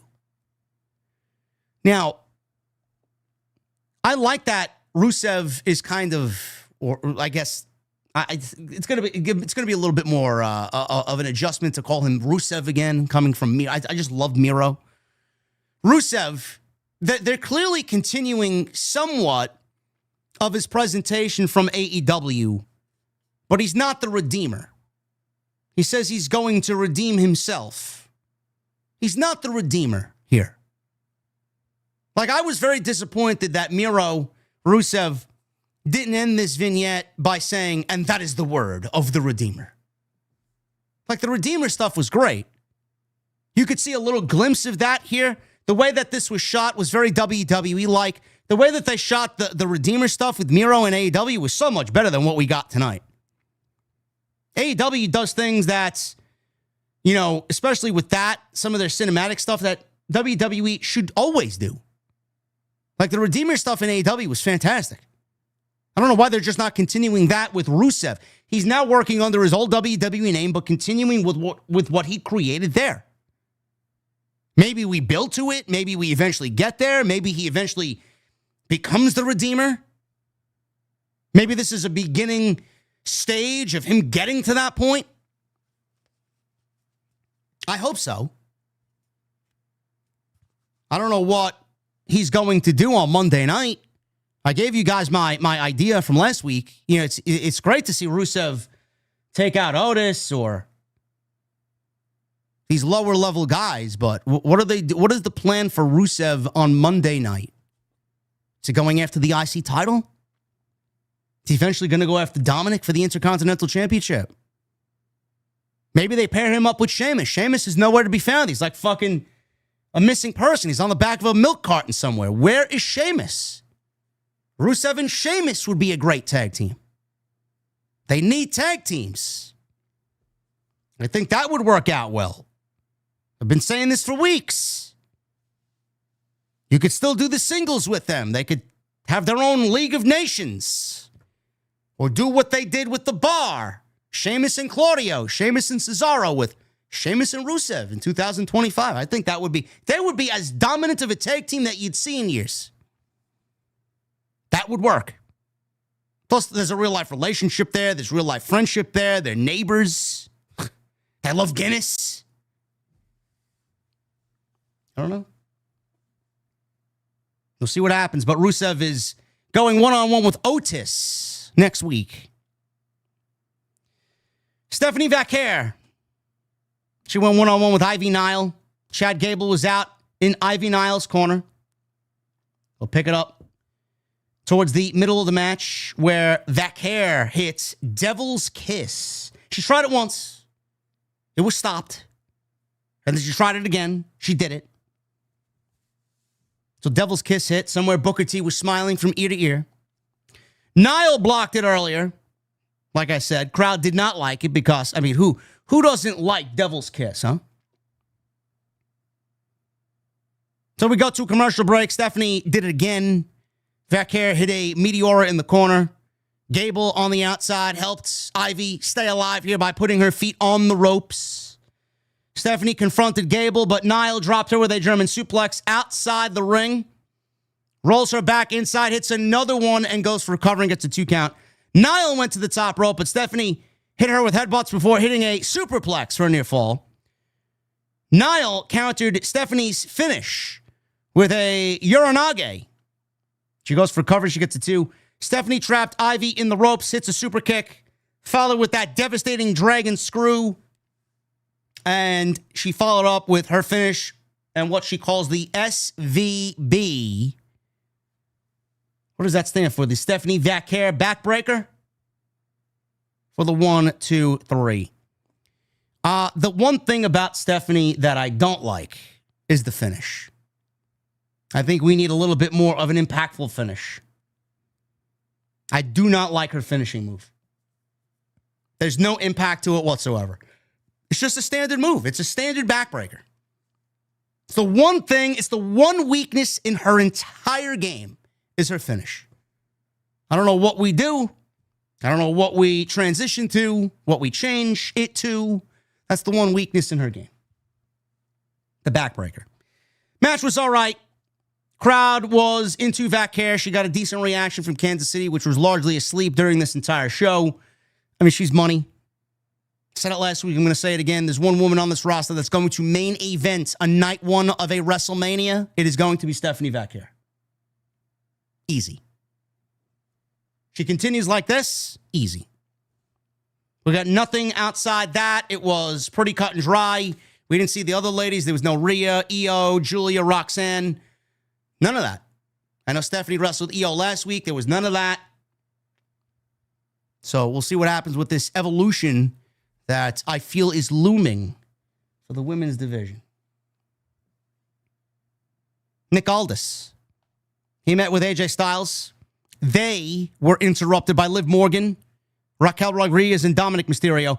Liv apologized in advance for tanking the ratings because she needed time off to film a big Hollywood movie. Aldis granted her the time off and said it was already taken care of. I mean, she could be no worse than the Young Bucks. I mean, did you see AEW's ratings on Wednesday? 521,000. The Young Bucks are ratings killers on Wednesday night. Dominic wanted time off too. Aldis wondered why, and Dom said, well, I'm the IC champion. I could do whatever I want. Aldis said, no, it doesn't work that way. Being the champion meant working more often. Dominic suggested that he find a retirement home for Styles and wondered if he broke his hip like his deadbeat dad. Styles said no, but he then offered to break something else. Judgment Day left. Dominic held up his belt, so Styles was glaring at it. Styles had an idea, and Aldis already knew what it was. Are we getting AJ Styles versus Dominic Mysterio for the Intercontinental Championship? Dominic's days as champion may already be numbered. Could be interesting. Styles and Dominic. Cross is still in it with AJ Styles. Who knows? Who knows where we go? Speaking of Karrion Kross, he met with Sami Zayn. And very briefly, he met with Zayn in the back. His hair was up in a bun like Sami Zayn's hair was. If you guys are paying attention, Karrion Kross's hair is very similar to those he interferes with backstage. Styles, he's got the soccer mom hairstyle down. Sami Zayn, he's got it up in a man bun. Kross said Zayn has a very big decision to make, and he hoped he makes the right one. That's basically it. Pat McAfee. He stands on the announce desk, and he's got promo time. McAfee said a lot of the people have forgotten who the hell he was. I don't know if anybody forgot who he was. I mean, he streams in front of what, 80,000 fucking people every day? He's got the biggest sports podcast in the fucking world, and people forgot who he was. He's had such a successful career on the microphone that even he has forgotten who he was. He looked in the mirror and realized he was still that dog that was born in East Hills of Pittsburgh to a truck driver who went paycheck to paycheck to paycheck. He was not handed a lot in this life, but he was blessed to have a lot of friends. He went from being a bum to being someone known in every city across the country. He wasn't better looking than most folks, but he had things he hoped people remembered him by. When he was standing on the commentary desk, he says when he goes 6 feet under and he's in the dirt and leaves this earth, he hoped people would speak about how hard he worked. He received a lot and that he gave just as much back. He gave millions of dollars back to his community, to children's hospitals across the country, military foundations, homeless shelters, and the LGBTQ communities. He wanted people to say he left the world better than when he entered it. Most of all, he wanted people to say he was a loyal motherfucker. And he actually said this, and it was censored. There was one man who was with him from the beginning, the greatest of all time, Michael Cole. People chanted for Michael Cole. There was a big sign behind Michael Cole saying, "Thank you, Michael Cole." McAfee said no other option last week was available than to help his boy, protect his boy from that Austrian asshole who attacked him. McAfee dropped another F-bomb when addressing Gunther. They let him say whatever he wants here. They were quick to censor it. I like it. It's what Monday Night Raw really should be. He called out SmackDown's version of Adam Pearce. Now, I don't know if he meant that in jest. I don't know if he was just joking around or if he completely forgot who Nick Aldis was and didn't realize his name or didn't remember his name. I would hope not. Aldis comes on out. Aldis said Pearce might not, be here tonight, and he might like chaos to reign supreme when he is here, but he wasn't in charge tonight. Aldis told Pat McAfee that he had to be professional. McAfee wanted Aldis to lift Gunther's ban so we could fight him ASAP. Aldis said, "No, I will not do that." The two of them were too valuable as assets to the WWE. But Aldis had a proposal, a sanctioned contest inside the ring, which I'm assuming Pat McAfee was asking for in the first place, so I don't know why we took the long way to get there. Aldis proposed a singles match at Backlash in St. Louis. Gunther, the ring general, versus Pat McAfee one-on-one at Backlash May 10th. McAfee accepted, and he threw down the microphone. Now, Gunther was not there to accept, but I'm assuming that when Gunther returns from his indefinite suspension, that Gunther will return with a smile on his face and blood on the mind. He will have revenge on his mind. Gunther is not suspended, really. He is suspended in kayfabe. They wrote him off television because after WrestleMania, management had given Gunther time off after WrestleMania, time off that he requested. He's not injured. He's not legitimately suspended. He didn't do anything wrong. He didn't get busted for a drug violation or anything of that matter. He simply requested time off after WrestleMania, and he was granted time off, which, I mean, let's be honest, is very much deserved. But also goes to show you, without Gunther, without Reigns, without Punk, the show's a little lacking. This was the one thing that I did not want them to do, but I'm not surprised that they did it because I said I won't be surprised if they do add this match to Backlash. I didn't want to see it. I didn't care for it, but I expected it to be announced for the pay-per-view. The one thing I hate about this, and I'll start with the negative, Triple H usually books 5, maybe, on a rare occasion, 6 matches for PLE. He should book a 6th for this pay-per-view. There should be a 6-match Backlash show. Easy. Tired of the 5. I think we could always bump it up to a 6. Give us a little bit more. I know he's always under that quality over quantity type deal. If it ends up being 5 matches, one match is taken up by Gunther and a fucking commentator. A pay-per-view spot is taken up by a fucking commentator who is not a professional wrestler. He's Pat McAfee. It's going to be in the headlines. It's going to be on ESPN, and that's all WWE cares about. They want their spotlight. They want to be in the mainstream. They want to be on every major news outlet that there possibly is, because Pat McAfee's wrestling Gunther. Which could also turn around and be good for Gunther, too, so people see who he is, what he's about, how impressive he is, and how great of a wrestler he is. Great. They may do something there that shocks the world, that really gets people talking, and it's good for everybody. But one of these pay-per-view spots is taken up by a fucking commentator, a non-playable character here on WWE television. So automatically, if you don't like it for that reason, you are within every given right to not like it for that very reason. Do I think it could be something entertaining? Sure.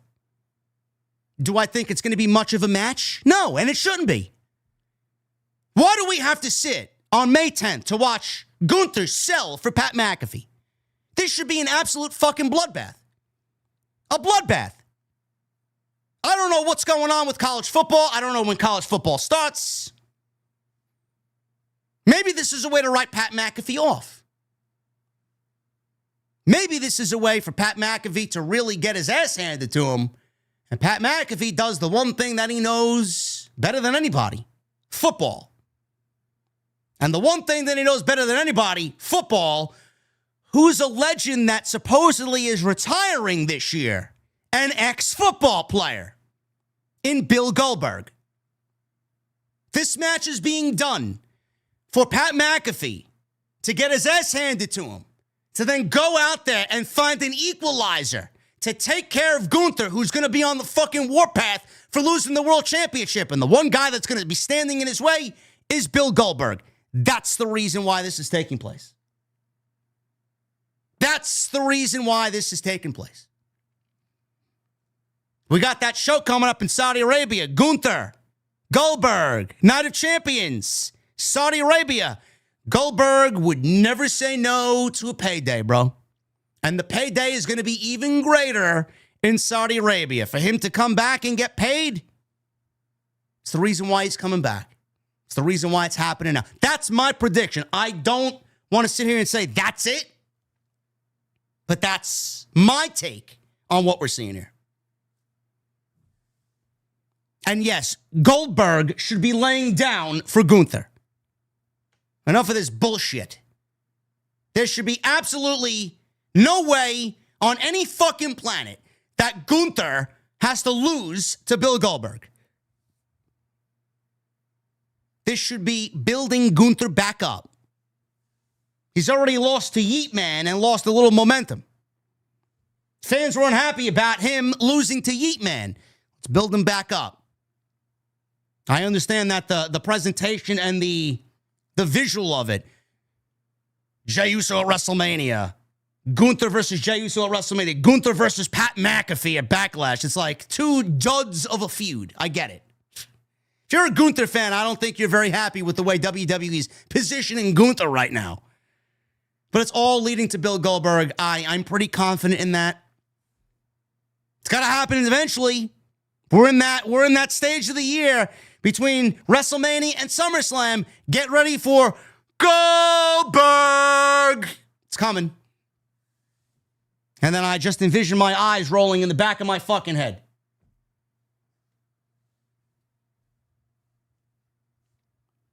Jey Uso met with Sami Zayn backstage, who is still contemplating this Seth Rollins offer. Jey knew he would make the best decision for himself. Sami Zayn thanked him, said that this is exactly what he needed, his energy, and they hugged.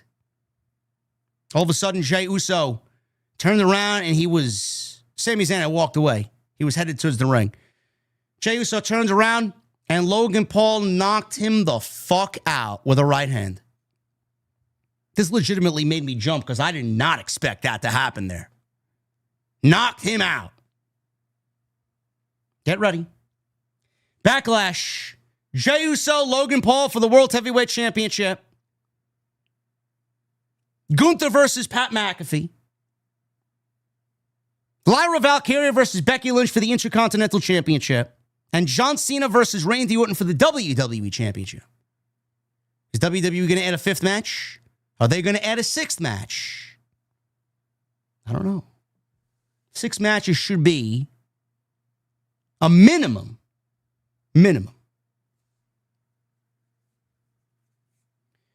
Next week, they promoted Rusev versus Otis and Penta versus JD McBeast. Seth Rollins, Sami Zayn. This was the end of the show. This was very good. Got the culmination of this show-long storyline here with Seth Rollins and Sami Zayn. Rollins called out Sami Zayn. Crowd at this point was completely over it. They couldn't wait to get back to their farms or whatever you guys do out there in Kansas City. Rollins tried to reason with Sami Zayn. Zayn may not like Heyman or Braun Breaker, but Rollins and Zayn were friends. He went on to say Zayn celebrated with Jey last week because they were friends. Rollins said nobody was better suited to lead them into the future than him. It hurt Zayn, didn't believe in him. It hurts Seth Rollins that Sami did not show that same to him as he showed to Jey Uso. The business tears friendships apart. They've both experienced this. He wondered how many true friends they could still count on. How many true friends in this business can you count on one hand? 3, 4, 5? How many true friends do you have over your 20 years? Zayn was one of Rollins' true friends, he said. Rollins turned to Zayn for advice when him and Becky gave birth to their baby girl. He was freaking out. He needed help. Sami was the first person he called. Rollins wanted to return the favor by giving Zayn advice that would save his life. Take the way out. Take whatever Heyman offered to you tonight. If Zayn didn't believe in him, bad things would happen, and Rollins did not want that. Zayn said he was sorry if he had hurt him as a friend. Everything he said about them was true. They were real friends outside the business, as were their kids. However, Zayn knew Rollins was playing games with what he said in the ring. Sami then admitted that Rollins was better than he was doing right now. Rollins knew what card to play because Zayn confided in him over the years about the one thing that nagged at him. The one thing he wanted was the WWE Championship. And now Rollins was dangling that in front of him. Zayn was never one to run away. Zayn said Rollins talked about hurt feelings, but Sami wouldn't just stand there while his friend threatened him. He didn't care if he was a target because he's been a target many times before. I don't want to be blackmailed or threatened. He starts yelling at Seth Rollins and insisted that he would become a world champion one day the right way. It would not be due to a favor. Sami then told Rollins, so buddy, as a friend, I respect you, I love you, but this is me telling you to go to hell. Rollins obviously had no choice. Braun Breaker's music hit. Braun entered. He's in his wrestling gear. He walks to the ring. Sami is in black jeans.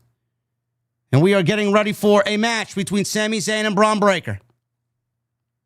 These two have a little bit of a history, obviously, with what they've done with the Intercontinental Championship.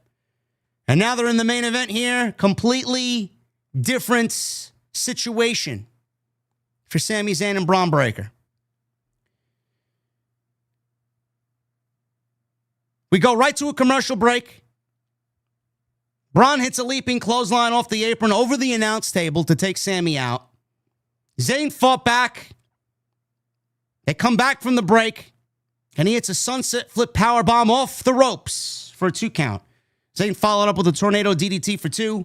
Braun came back with a Frankensteiner. Zayn blocked a spear and hit an exploder in the corner. Signature Sami.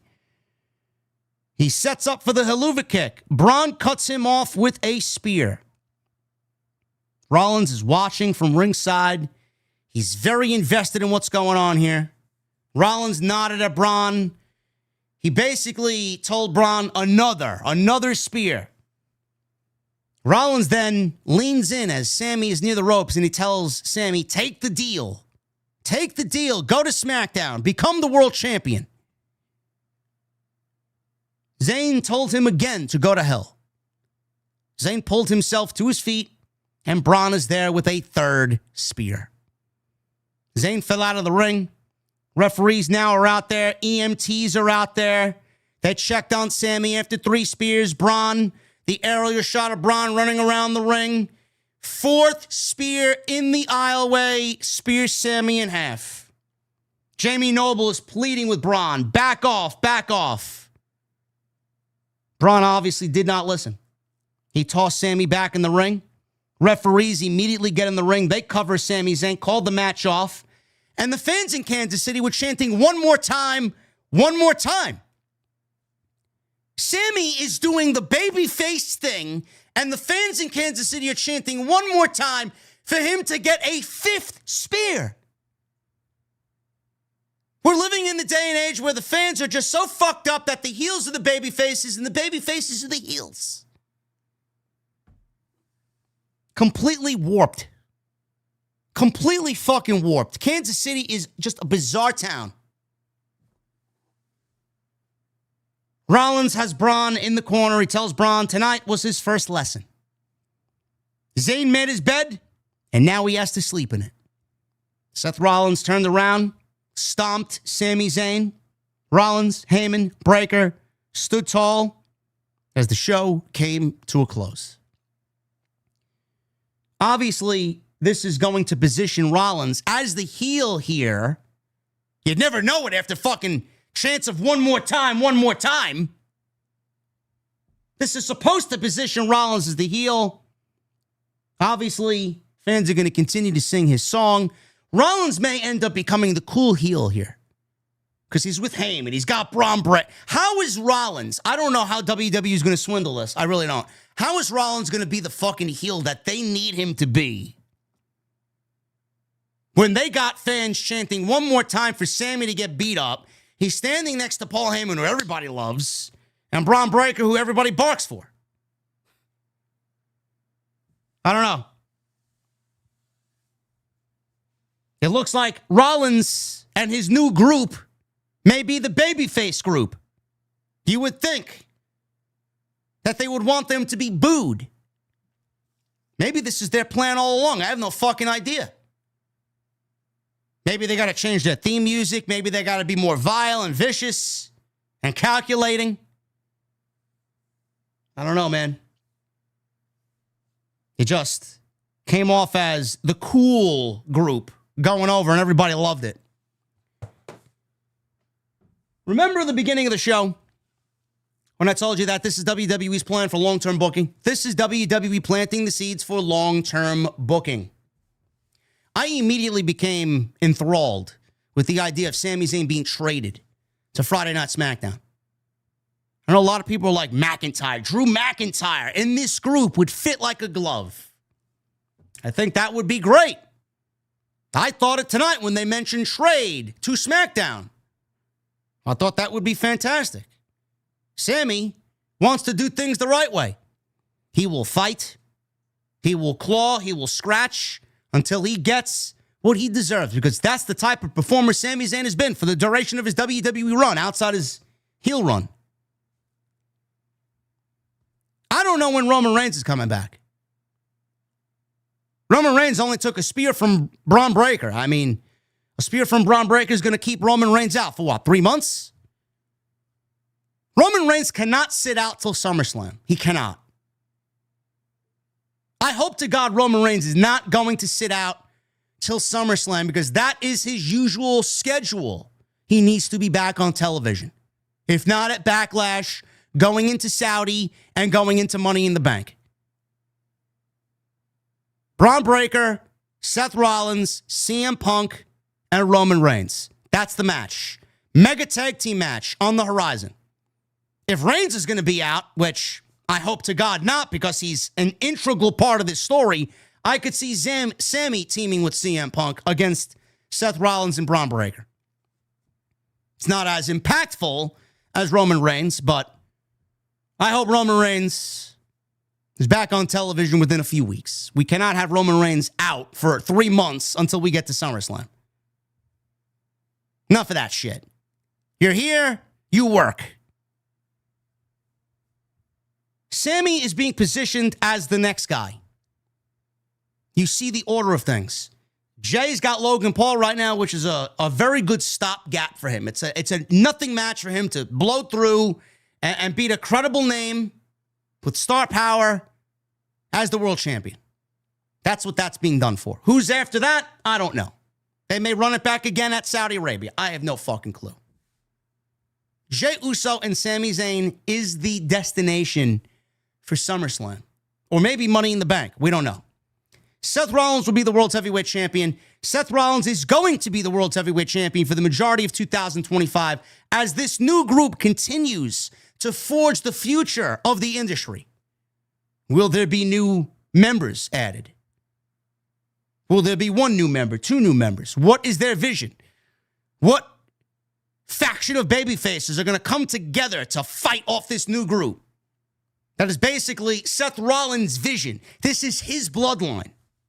He's following in the footsteps of Roman and doing what Roman did now with Paul Heyman. This is needed. Bloodline's dead. Judgment Day is going to die. There's no other faction on the show. There's no other threat to the company. This is the new threat. So what baby faces are going to come together? Rollins is going to be the World's Heavyweight Champion. They're already planting seeds for Sami Zayn to be the guy to outclass Seth Rollins. Said this weeks ago. Saudi Arabia is getting the Rumble in 2026. Sami Zayn is going to win the Rumble in 2026. He's going to win the Rumble in Saudi. He's going to WrestleMania. I would not be surprised if WWE is already giving you visions of long-term booking for WrestleMania 42 in New Orleans, with Seth Rollins walking in as the World's Heavyweight Champion. The future of the industry hangs in the balance, and Sami Zayn is the one to end it and take the title from Seth Rollins. Finally becoming the World Heavyweight Champion that he has mentioned for months now. I will be a world champion. I want to do it the right way. There's no right way. There's no better way for Sami Zayn to do it than winning the Rumble in Saudi and going to WrestleMania against Seth Rollins. That's what I do think WWE's planting seeds for. Again, this is just my prediction. I don't have a crystal ball. I don't know plans. I don't have insight into what's going on. I just assess, I watch, I view, I project. That's what I see here with Seth Rollins and Sami Zayn. I could see Seth Rollins and Roman Reigns at SummerSlam for the World Heavyweight Championship. I could see CM Punk and Braun Breaker at SummerSlam just in a one-on-one match. This will probably lead into War Games as well. Again, we don't know who else is going to be added here. Could be one, could be two, could be three. All I know is I like it. Sammy's a great babyface in this role. We don't have Roman. We don't have Punk. Hopefully they get back soon. Show needs them. This was a decent Raw. Dead crowd. Just not a lot of excitement on tonight's show. But the stories, Backlash. Backlash being booked 3 weeks after WrestleMania also is a hindrance to WWE Creative. Because they got to rush to get a card out. It's going to be a lot of mini little things happening, and they're just going to throw that all in the show. They got to manufacture feuds and stories and matches. And it just feels very rushed. We just got done with WrestleMania, and there's legitimately no time to breathe going into Backlash. And we're already, next Saturday's Backlash. And they're throwing matches out there. If Backlash happened maybe a week before Memorial Day, we wouldn't be in this situation. It wouldn't feel as rushed. It wouldn't feel as hectic. We'll see what happens, but that is what happened on Monday Night Raw. I appreciate you guys very much for joining me here on the Monday Night Raw post right here on Off the Script. We're going to get into your Super Chats. We had 3,000 tonight. Appreciate you guys very much. Super Chats are open. Continue to get them on in.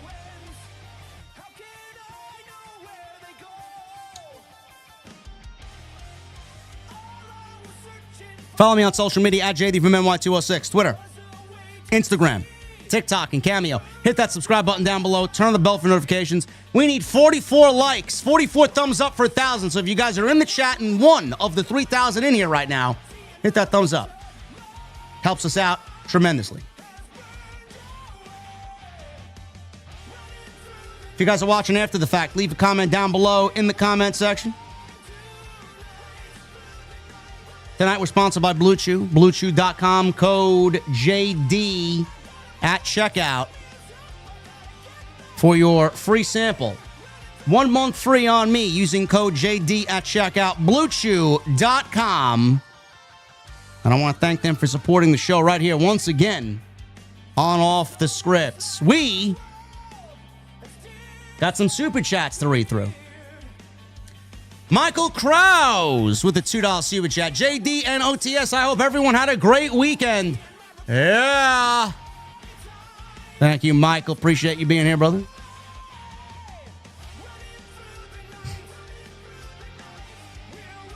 Sidro with a $10 Super Chat.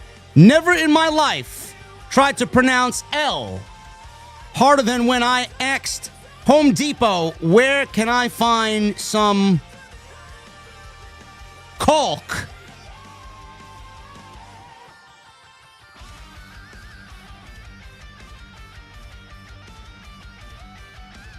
Never in my life tried to pronounce L harder than when I asked Home Depot, where can I find some caulk? Caulk. Caulk.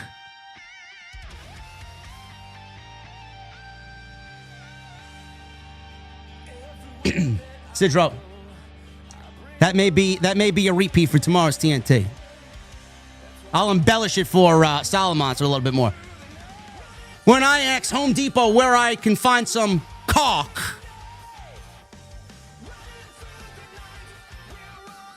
and working at unemployment office must be tense.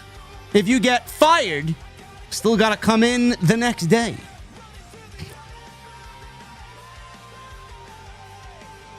Thank you, Sidro. Gang Green David with a 5. Rollins will beat Jay for the title. Then Braun Breaker is going to win the Rumble next year and then take the title off him at WrestleMania 42. Nah. Sammy. Michelle Moran with a $2 Super Chat. Is it a bad sign that KC cheered most of the heels? Yeah. It is.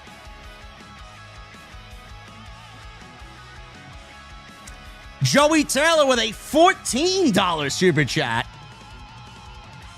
Is Becky supposed to be a heel or a face? Because the people are split cheering and booing Becky.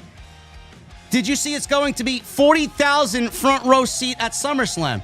Yeah, it's some like super VIP elite package. I don't know what it includes. I think it's multiple shows and a photo op, and you get to walk the ringside aisleway or whatever. Those experiences are not for the normal people anymore, folks. Those experiences are not for the normal people anymore. I would never, that's a yearly salary for most people. Not really a good look for WWE, man.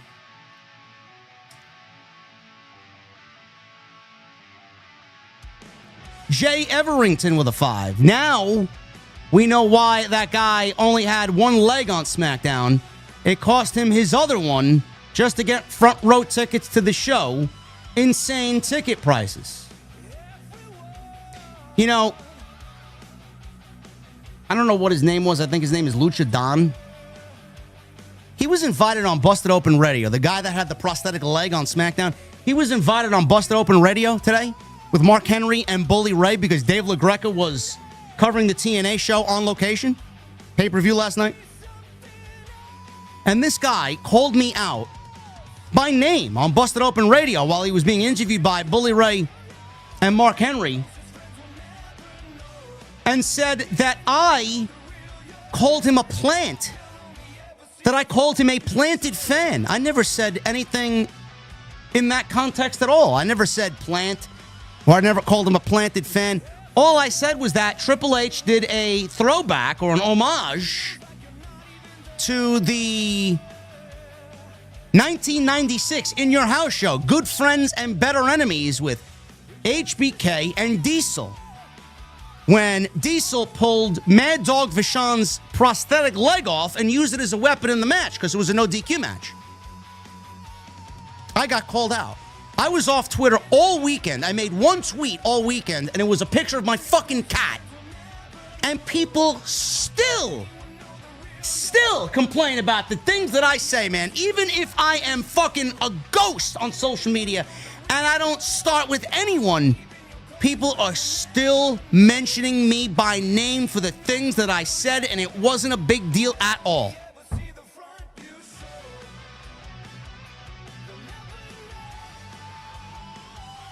And can you blame people for calling him a plant?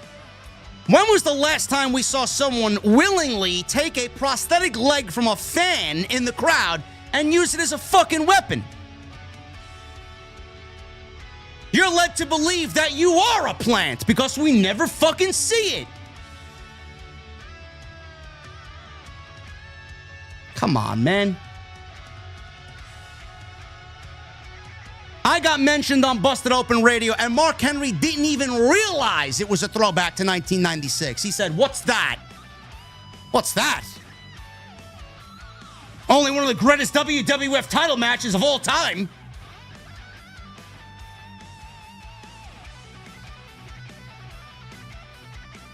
I don't know, man. Like, leave me the fuck alone, man. I am trying to do my best. I really am. I don't want to be in trouble. I don't want to be in trouble with anybody. But, man, these wrestling fans, these wrestlers are so fucking soft, man. You can't say. Moose went off on fans for whatever happened during the TNA show last night. Someone dove off the fucking... It was an X Division match, Ultimate X match. He dove off one of the fucking poles 20 feet in the air, and they forgot to catch him. Moose told everybody to shut the fuck up. I mean... Telling you, man, the pro wrestling space is so fucking garbage. It is not even funny. It genuinely makes me want to remove myself from Twitter. I swear to God, man, I am going to be on there less and less the more I see this shit. It's not worth it. It's not worth the headache. It's not worth it's not worth the negativity. It really is not. It honestly has fucking drained me of my energy, man, and I'm fucking struggling to get it back.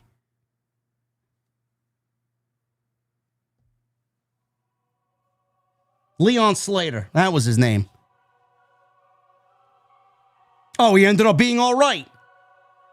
Guy jumped and did a shooting star 630, whatever the fuck he did, off the goddamn pole of the Ultimate X match, 20 feet in the air, and he landed on the concrete and nobody fucking caught him. Then Moose tells everybody to shut the fuck up. Have you ever seen professionals in any other profession that hates their fans more than pro wrestlers hate their own fans? It's unbelievable to me.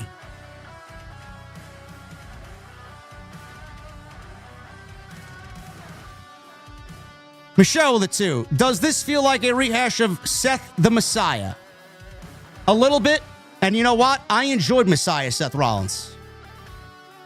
Gonna say that right now. I enjoyed Messiah Seth.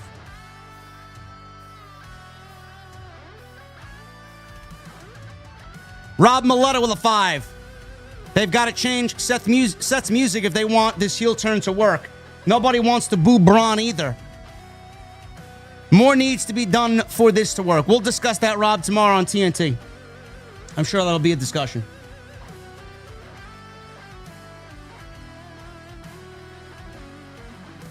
Ali with a $5 super chat. I know what should be their faction name between Seth and Bron Breakker. The Unbreakable Alliance is just my guess. Yeah.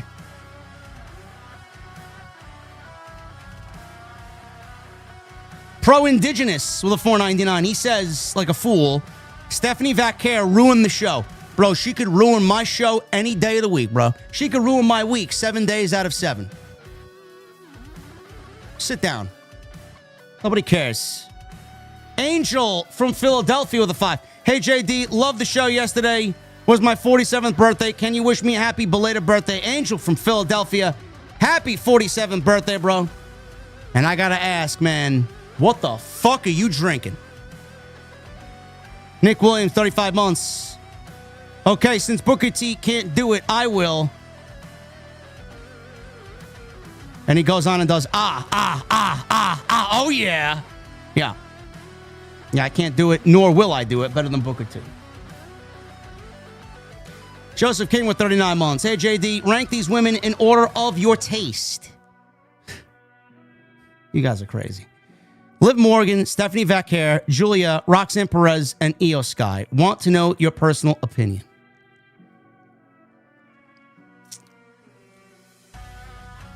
Stephanie, Liv, Roxanne, Julia, Io. Havili, thank you for 4 months, brother. Shout out from Brisbane, Australia. What's up, JD? It is Tuesday the 29th. Besides Cody Rhodes, in your opinion, who should Roman lose? Who should Roman have lost the title to? Honestly, bro, there was nobody but Cody. Nobody but Cody. And thank you for the 100, brother. Appreciate you.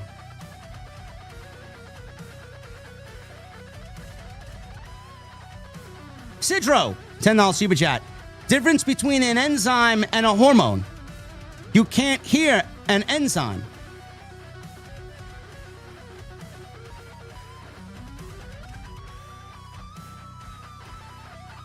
And what did Egg say to the boiling water? It may take a while to get hard. I just got laid by a chick. Yes, I forgot to mention, Seth did the throat slash when Bron Breakker hit that final spear.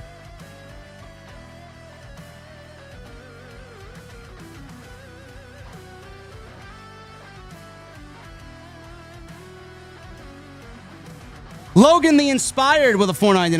JD, who wins? 100 men, no weapons, or one gorilla? I'm going to go with the one gorilla. Is this a thing? I've seen this today on social media. Why is this a thing?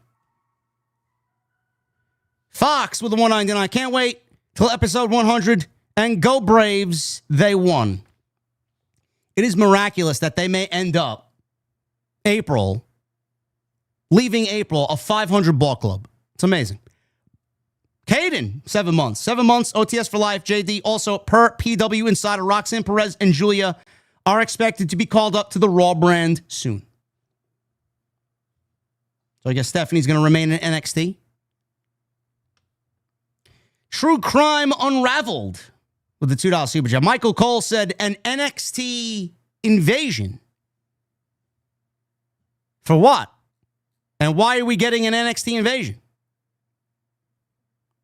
I don't know.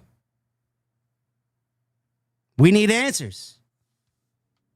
Mr. Team Bring It 123 with a $4.99. I see Braun more as the Randy Orton of the group because of his age.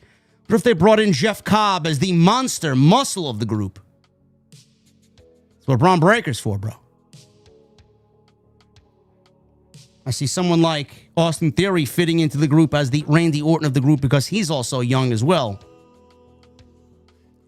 Devil Jinx with a $5 super chat. So Becky attacked Bayley and somehow knew Lyra would pick her as her partner for the tag team titles.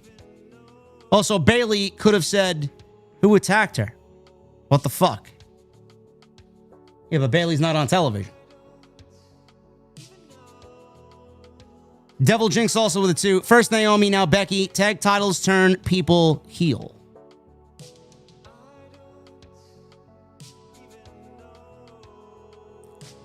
Cody Snyder with a 5. Man, now you got me pumped for a proper Drew Rusev feud down the road. Want to watch those two people beat the shit out of each other. Yeah, I don't think Drew's coming over to Raw. I mean, Rollins and Breaker and Heyman could go over to SmackDown. I mean, nothing's stopping them. WWE's broken their own rules before. Joey Taylor with a 5. I agree, but we know Goldberg doesn't want to put anyone over because he wants to win these matches for his son because of his ego. Goldberg should not be beating Gunther. No. His son is old enough to know about pro wrestling. He's not some fucking 5-year-old sitting in the front row anymore. Thomas, $5 super chat. Depending on the storyline and wrestlers involved, I cheer for heels. It's fun. Me too, bro. I'm a heel myself. I'm always pro heel. Triple M, $2 super chat. Edge of Fate reveal May 6th. Hope Bungie is cooking. Yeah, bro. I think I'm gonna jump on this week. I've just not been into gaming, honestly. I don't know if I'm depressed or what, but I haven't played Destiny in like 2 weeks. I just bought Expedition 33 today. I heard so much good things about it. I got to play it. Got to play it. Matt Fisher with a $4.99. I didn't watch tonight. Is Carlito confirmed alive? He is. Carlito is, in fact, alive. Furious Nation with the $9.99. What's up, JD? Hope you're doing all right. Really liking this Braun Seth faction, and I wonder if they add Austin Theory and a female presence to the group. Thoughts of Shayna Baszler added to the group? No. No, then you're just really kind of venturing into Death Riders territory. No. Not at all. Marathon looks fucking boring, Zero. I watched Asta Cross play it. It looks boring. Matt Fisher with a $1.99. How do you throw a party in space? You plan it.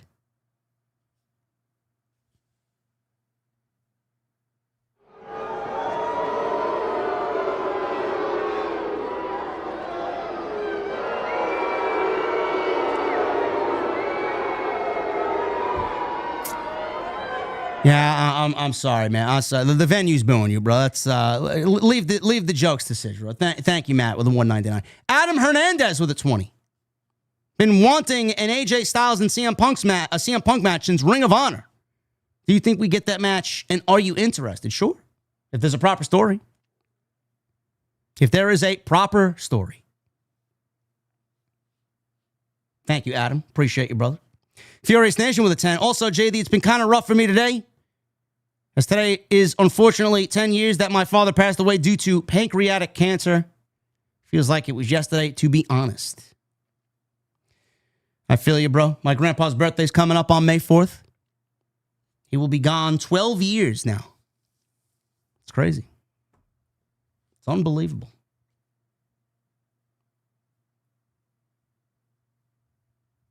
Fuck cancer.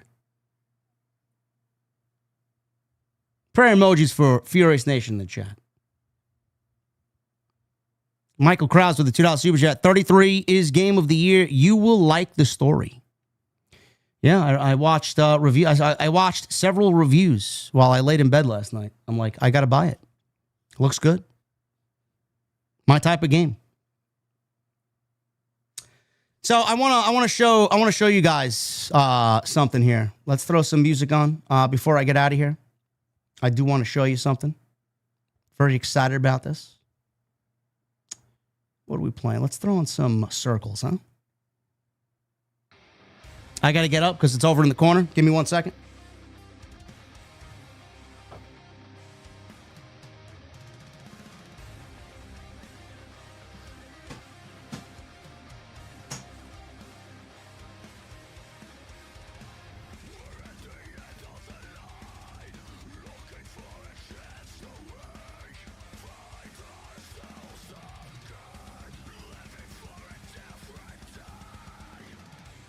Mark Tremonti's signature guitar. Finally got it delivered. Look at this fucking thing, bro. This thing is absolutely stunning. Absolutely stunning. Can't wait to fucking plug this thing in, man, and do what I gotta do with it. But it's fucking gorgeous, man. Just wanted to show it off. Mark Tremonti's signature. It's got his... See on the guitar head there? Tremonti. Love it.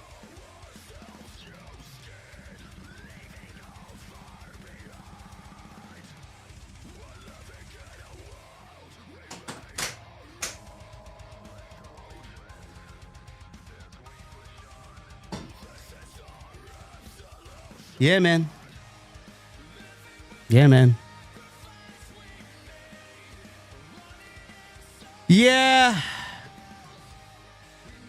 We can't end with this song. We got only one exit theme, bro. We got one exit theme, and you guys know what that is. You guys know what that is, right? You know it. Thank you guys very much for a great stream. Sidra with a $2 Super Chat. Devil's Kiss move, but face up instead of down. I tell you what, Sidra, whoever's taking that move face up, man, is the luckiest guy on the planet. Thank you guys for a great stream. I appreciate you guys for hanging out with me tonight. We got 3,000 in here, man. For a dull Monday night, we got 3,000 in here, man. Another 1,000 on X. Gotta love it. Thank you guys for a great stream. We'll be live tomorrow night with the Monster. He is back from Chicago. I don't know what he was doing in Chicago, but he's back. TNT 93 tomorrow. Should be a good one. Follow me on social media at JDfromNY206, Twitter, Instagram, TikTok, and Cameo. Hit that subscribe button down below. Turn on the bell for all notifications. Go check out all the other content on the channel. There's plenty for you guys to catch up on. We're going to round out your wrestling news and your wrestling week tomorrow on Tuesday Night Titans, 8:30 p.m. Wednesday night, we covered Dynamite. Mason the Legend with a $4.99. I think you missed my first super chat. I never got it. Thomas with a 2. JD, you play guitar. Let's hear some licks. Not yet, bro. I'm not ready for that. Mason the Legend. I don't know, where is your super chat, bro? I never got it.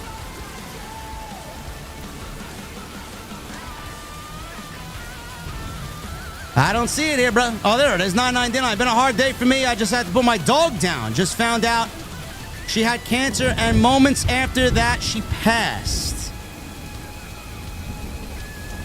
Please keep me in your prayers. Thank God for pro wrestling and you, JD. Mason, I love you, brother. I am so sorry to hear that. Before we get out of here, man, prayer emojis for my guy, Mason the Legend, brother. We're thinking about you. I hate hearing that, man. I really do. I'm glad I can help out in any way I can, bro. You need anybody to reach out to, you got a whole community of people waiting here to give you guys exactly or give Mason exactly what he needs, man, some support. I appreciate you, brother. Thank you so much. And thank you, guys. I'm about to get out of here. I'll see you tomorrow with Jason, TNT 93 on Off the Script. I'll see you guys later.